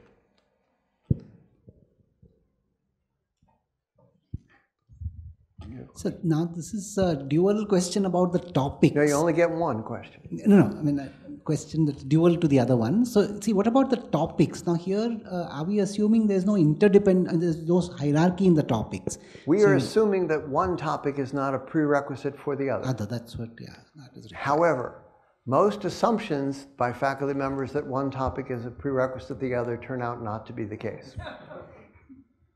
Does she have a question? I have a question, yeah. She has a question. How do we ensure that after stage 1, every individual in group 1, say for example, understood the topic correctly? How do you ensure if you lecture to them that because everybody... they are let me finish. How do you understand that everybody that you lecture to understands the topic? No, but You, then they. no. My answer to the question is you have given them assignment and they have been assigned. Yes, but they are going to teach the other 4 students. Yep. So should we not ensure that they have understood the things correctly? Only then they will impart. What are you going to know? My first answer is no. You've told them that they're responsible for it. They can either own up to the responsibility or not. Besides, if you want to know whether they're ready to teach it, by the time Yellow is done teaching the other 3 people, the other 3 people will tell you that Yellow is a disaster. And I will tell you that generally Yellow, knowing that Yellow is going to stand in front of 3 of his peers, ain't going to be unprepared. Now, there are few cases where that, you have a really poor student that, not poor intellectually, but poor responsibly, and they just don't do their work, but, typically, I mean, people generally knowing that they're going to be responsible to teach their peers, the experience that I've seen and the experience has been reported to me about other people that have tried this says, by golly, those people don't go up in front of their peers and not ready to do their job. Now, if you'd feel that at the end of their preparation period, you'd like to go around to each of the groups and do a quick check there, but your word was ensure. And I don't know of any way to ensure that they're ready to go. You're certainly not going to give them a test at that point. What are the known risks in this method? What? What are the known risks of people who have adopted this? Poor management on the part of the instructor. Specifically? Like? They don't do a good job of assigning teams. They don't do a good job of charging people with what they're supposed to do. They don't do a good job of managing the in-class activities. Nothing about the learning itself. So, this is the problem I have with that question. They go, here's a method, and they go, what are the risks with this question? So, if you lecture to people, what are the risks?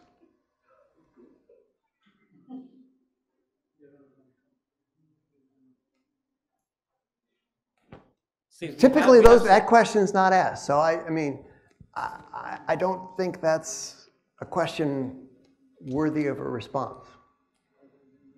I have a certain level of expertise that if I do this 10-minute bookend kind of lecture, I do it over years and I've iterated the ways that I can do it. But now I'm expecting a fresh to just do it the first time. So, aren't there a risk of achieving the learning outcome? Yes. Are there risks when you lecture? Yes.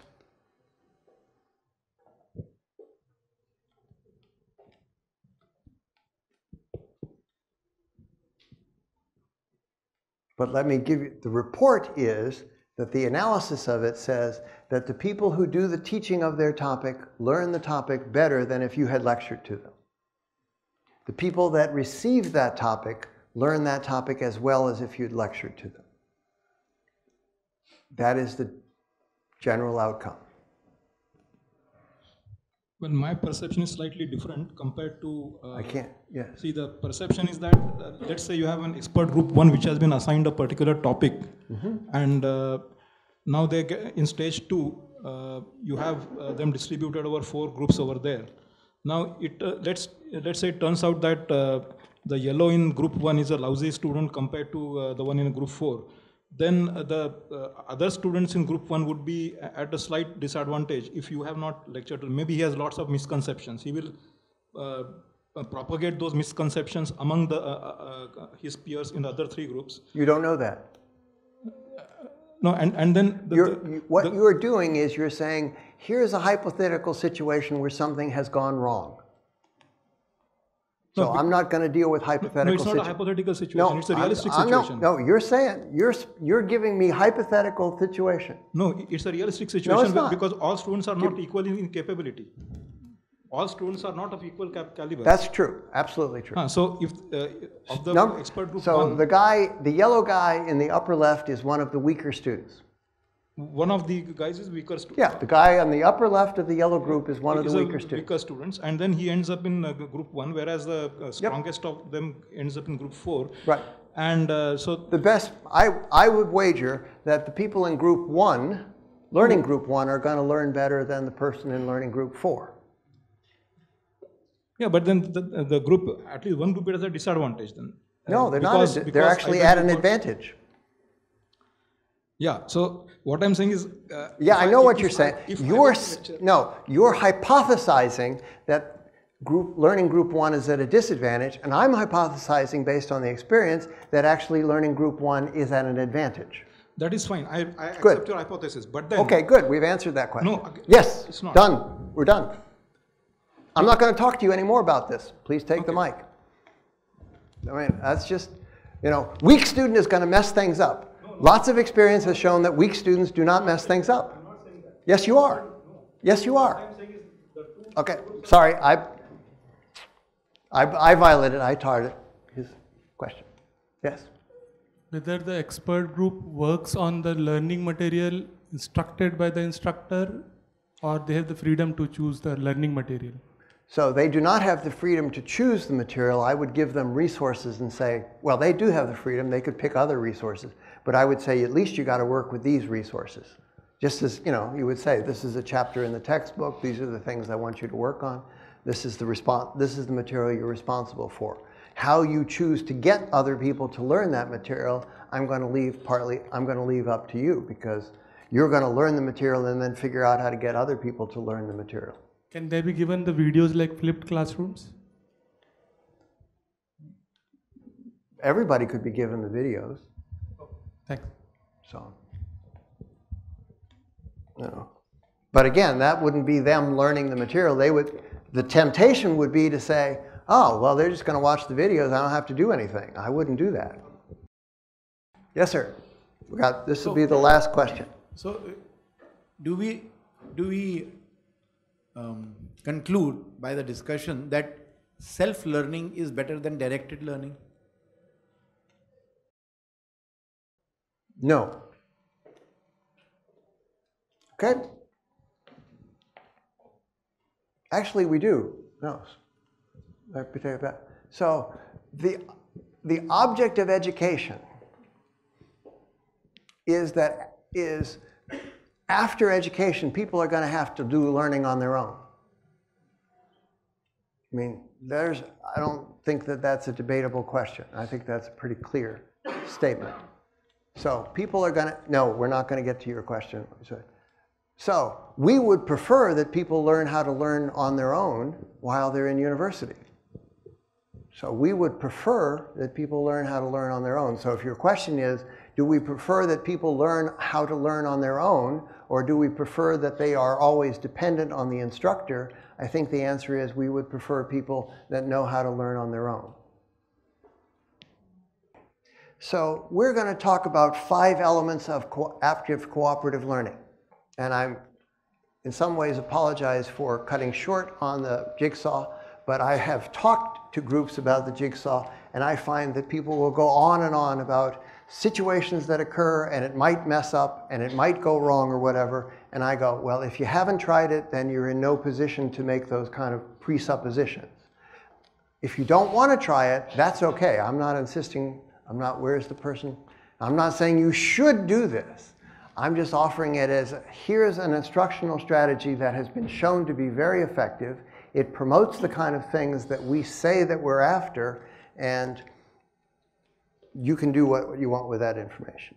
So, I'm going to look at 5 elements that people have done active cooperative learning and say that these 5 elements are important.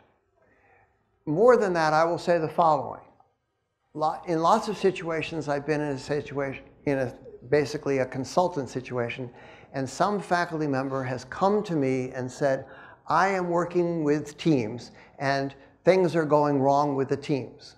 And so I will run through this checklist of 5 things.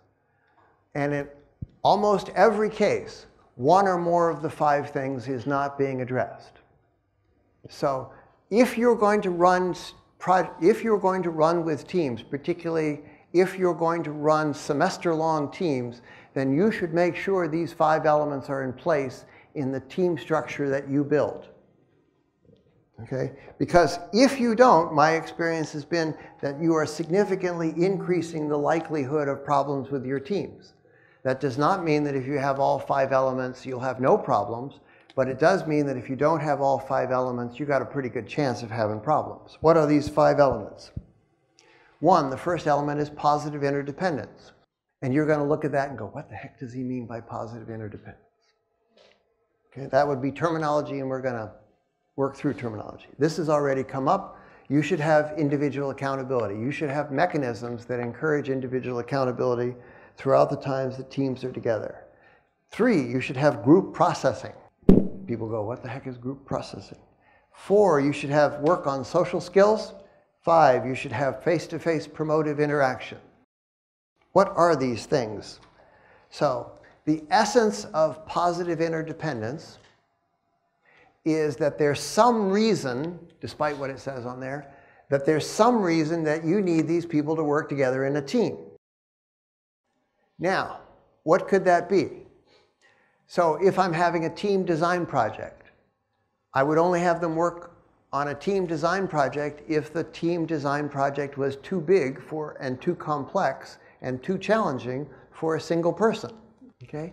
You have problems on teams where you assign a problem to a team that one individual can do. The team looks at it and says, you can do that, do it. You know, if you assign single-person problems to teams, then you're making a mistake. There's no reason for a team to work on a single-person problem. So don't assign single-person problems to a team. Make sure the problem being assigned is sufficiently complex that the team looks at each other and they go, I don't know how to do that. You know how to do that? I don't know. Maybe we better work together because, okay. So,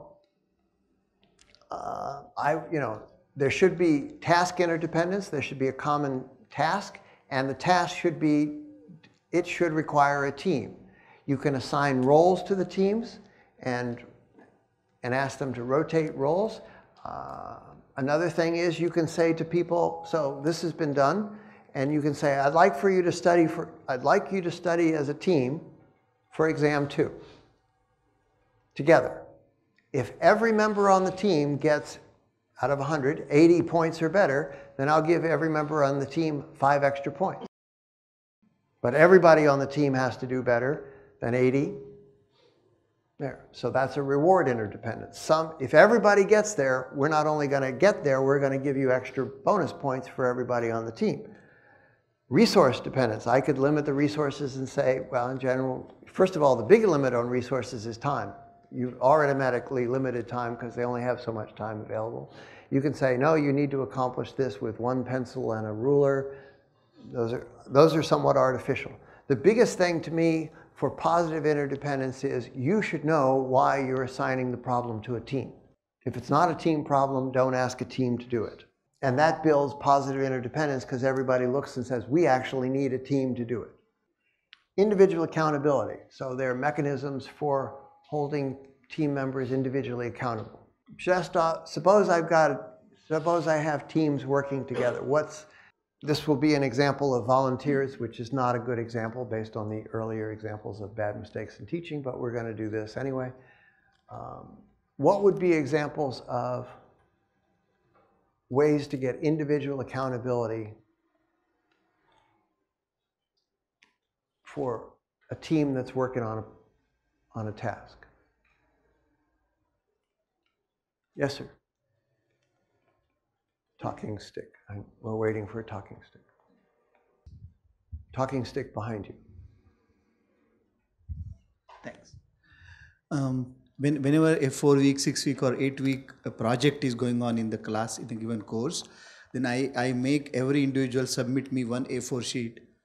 The end of the week on Sunday I should receive it, so that I can assess their individual contribution in the. Right.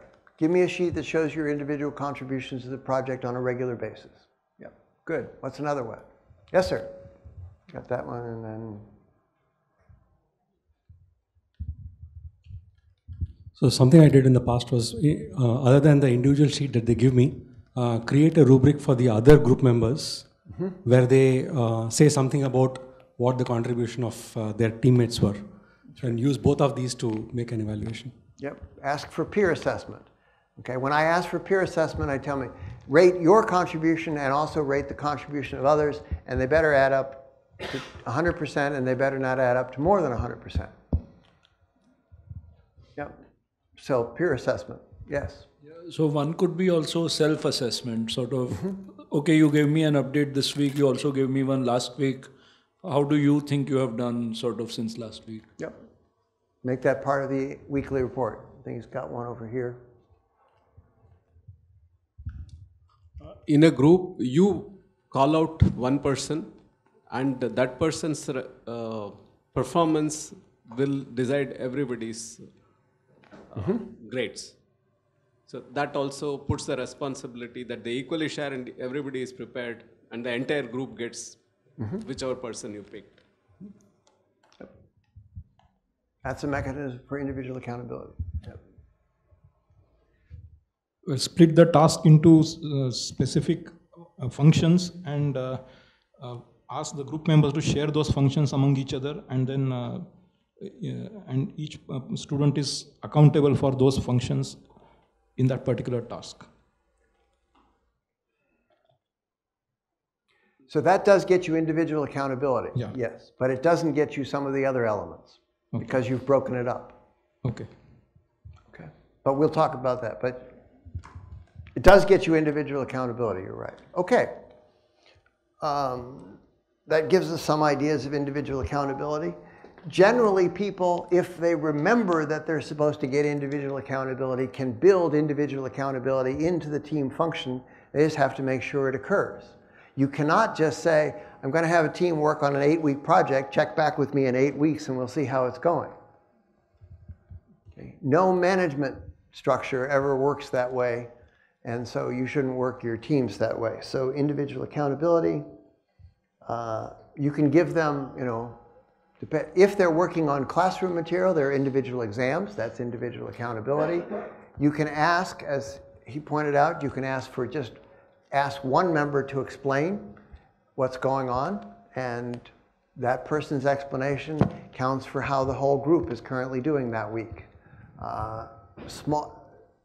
Typically, if you're going to assign projects, unless you know differently, I would assume that the students are working for the first time together in a team, and working on a small team is easier than working on a large team. So I would encourage small teams where you, unless you know specifically that students have acquired significant positive experience in working in teams, I would not put them on large teams. Ask members to, we've individual report memos. They all say that they individually do that. You can do random checking in from time to time. Yes, sir. When you say small team, what is that number? 3 to 5? What do you think a small team is? Yeah, 3 to 5, but I don't know if you would consider 5 as a big team or. You know, 5 is getting pretty tricky, but sometimes you have to get there. 2 to 3 is small? 3 to 4. Yeah, something. 2 generally is too small, it's just pairs. But then if you got a team of 4, you have to have a problem that say, gee, why am I having 4 people work on the problem? The next element is face-to-face interaction. So let me give you 2 examples of where this is violated. Okay, suppose I take 4 people and I say, I need a 20-page report from you in 2 weeks. What are they going to do? Yep, you know, they get together on day 1 and they go, you write pages 1 through 5, you write pages 6 through 10, you write pages 11 through 15, you write the other thing, you know, done. And we'll come back together on Sunday night and we'll staple them together and we're done. Okay? That doesn't encourage, In other words, you want things in place so they actually have to get together and talk to each other face to face. So the most common example is writing, where they decompose. But another common example that people pointed out is programming. You say, I'm going to give them a fairly large programming project. Students look at it, they go, well, you work on programming project part 1, you work on programming project part 2, you work on programming project 3, you 4, and we'll glue it all together a couple days in advance. Same problem. So both of those assignments are ill-structured in terms of having a team work on it because they don't have a reason for the team to get together and collaborate. Now, when industry works on problems, typically industry assigns people from different operating segments. Like, you're from manufacturing, you're from, from precision, you're from materials, you're from accounting, you're from this. You all look at each other and go, oh yeah, we all have our areas of expertise, but we got to keep meeting together because we got to share. The problem in college is that you're dealing with a very homogeneous set of things. One person doesn't know much more than the other person. And so when they all get together, they're all kind of like the same contributions, expert-wise. So you have to have other structures to encourage face-to-face promotive interaction. So, these are things that you want. Any question? Those tend to encourage face-to-face promotive interaction. The next one is group processing. So from time to time, you will ask for the group for the following. I need a written, so group processing is the following. I need a written description of 1, tell me, you're actually asking for a plus delta. Tell me the things that your team is doing well together. I want a list of them. 2, I need a list of the things that you will do over the next week or so that will enable your team to function better. My experience has been that the first time I do this, I would do this in class. If they were working on a team project. Because when you ask for them to say, give me the ways in which you're going to work together more effectively over the week, they look at you like, what? We're doing what? I don't know how we would do better. But you pump them for ways that they could work together better, and they will eventually generate some ways to work together better. So group processing repeatedly through the time that they're together helps them to say, gee, yeah, if we did this differently, we'd function better. If we did this differently, we would function better. So always encourage group processing. Always commit that the group should be working to think about how it's going to get better over the period of time that it's working together. And finally, social skills. Teams, in order to work together, need to know how to listen to each other, need to know how to manage conflicts, need to know how to communicate, need to know how to hold effective meetings, and they need to know how to effectively reach decisions. Most students coming together for a team don't know how to do those things. And if you know that they don't know how to do those things, and if you know that those things are required for effective team functioning, you should help them acquire those knowledge and skills. So part of your team structure should be helping the team to acquire those knowledge and skills. Okay, teams. So I had the privilege of working in a group, in a project where repeatedly we said one of our strengths of our coalition working together was that we knew something about teams, and so we would hold workshops on teams. And I would actually attend where another member of our coalition did a workshop on teams. And I watched this for several times, and I found out that, by golly, every time we hold a workshop, people in the workshop ask some of these same questions. So I decided that we should have good answers for these questions, and so I worked to compile resources for how to do that. And my experience is if you Google student engineering teams, you will find a set of documents in the first top 10 of the things that Google returns that give you my responses, the work that I did to formulate responses to these questions. So, one, so you should be able to find those documents. Forming teams. So my summary on forming teams is the instructor should always form the teams rather than the students. Instructor forming teams results in better teams than student forming teams. Instructor using some better algorithm rather than random assignment usually results in teams functioning better than if the instructor used a random assignment.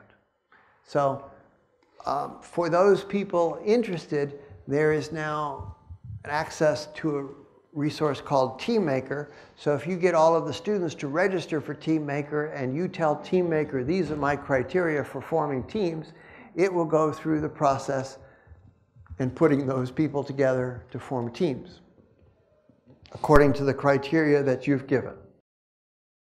So people say, people always ask the question, how do I form teams? Usually with the idea that if I form teams wonderfully, I will never have any problems. There is no way that I know of to form teams in a class that guarantees that you won't have any problems.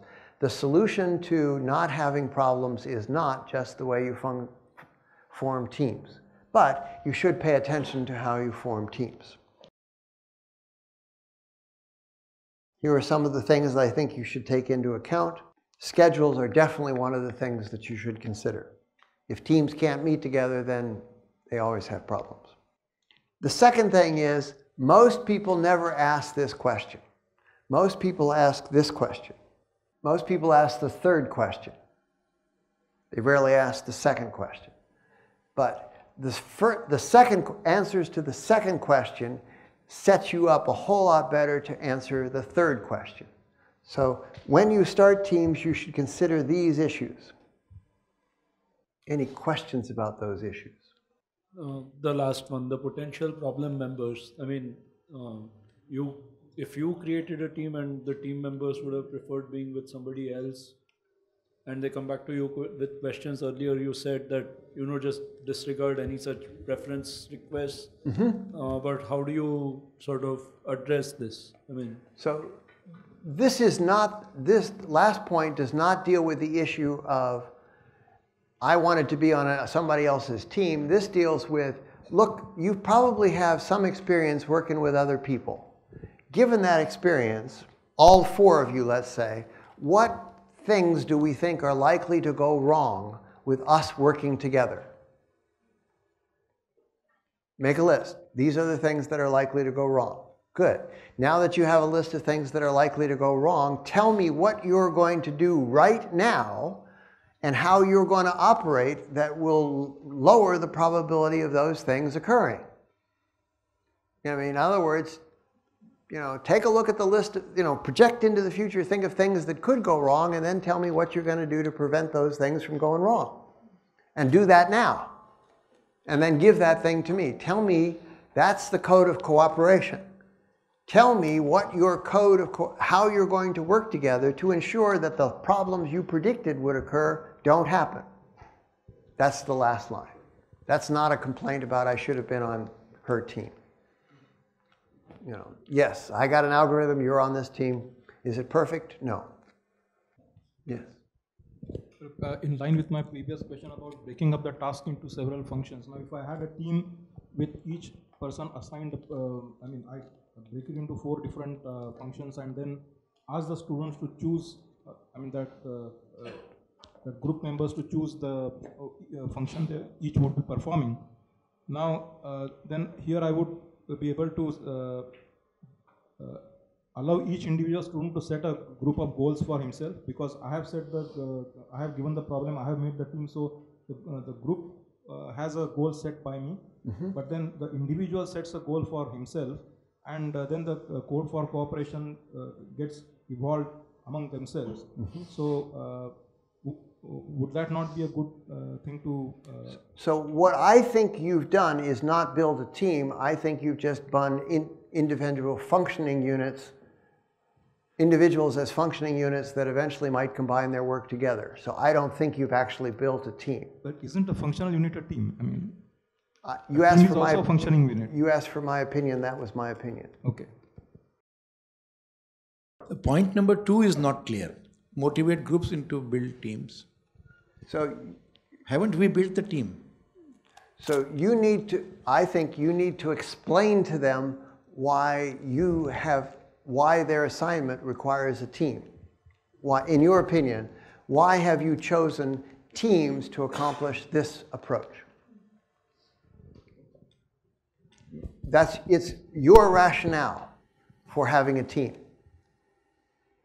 Why have I made teams? Right. Why are you using teams to accomplish this particular Why not task? individual? Right. Okay? Now, if you have a code of cooperation, then you have the best basis that I know of for facilitating dysfunctional teams. Because if you identify a dysfunctional team, then you ask them to come together and meet with you, and you say, show me your code of cooperation.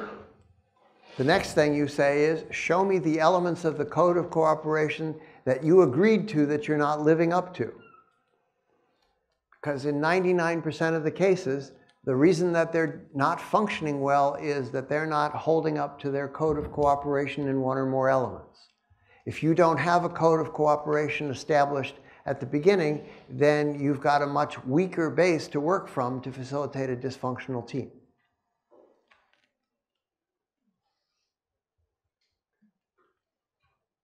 So, as I indicated, the coalition would do entire day workshops on how to work together as a team. We've spent approximately 30 minutes doing that, so you probably haven't gone as in-depth as you'd like to, but that's what we're working on. I hope this is information that's been helpful to you in terms of giving you some ideas, that the morning session has given you some ideas. I would like for you to, I'm going to need those things. So I would like for you to fill out and say, okay, what has worked well in the morning session and what still remains unclear to you? What's worked well, what still remains unclear to you?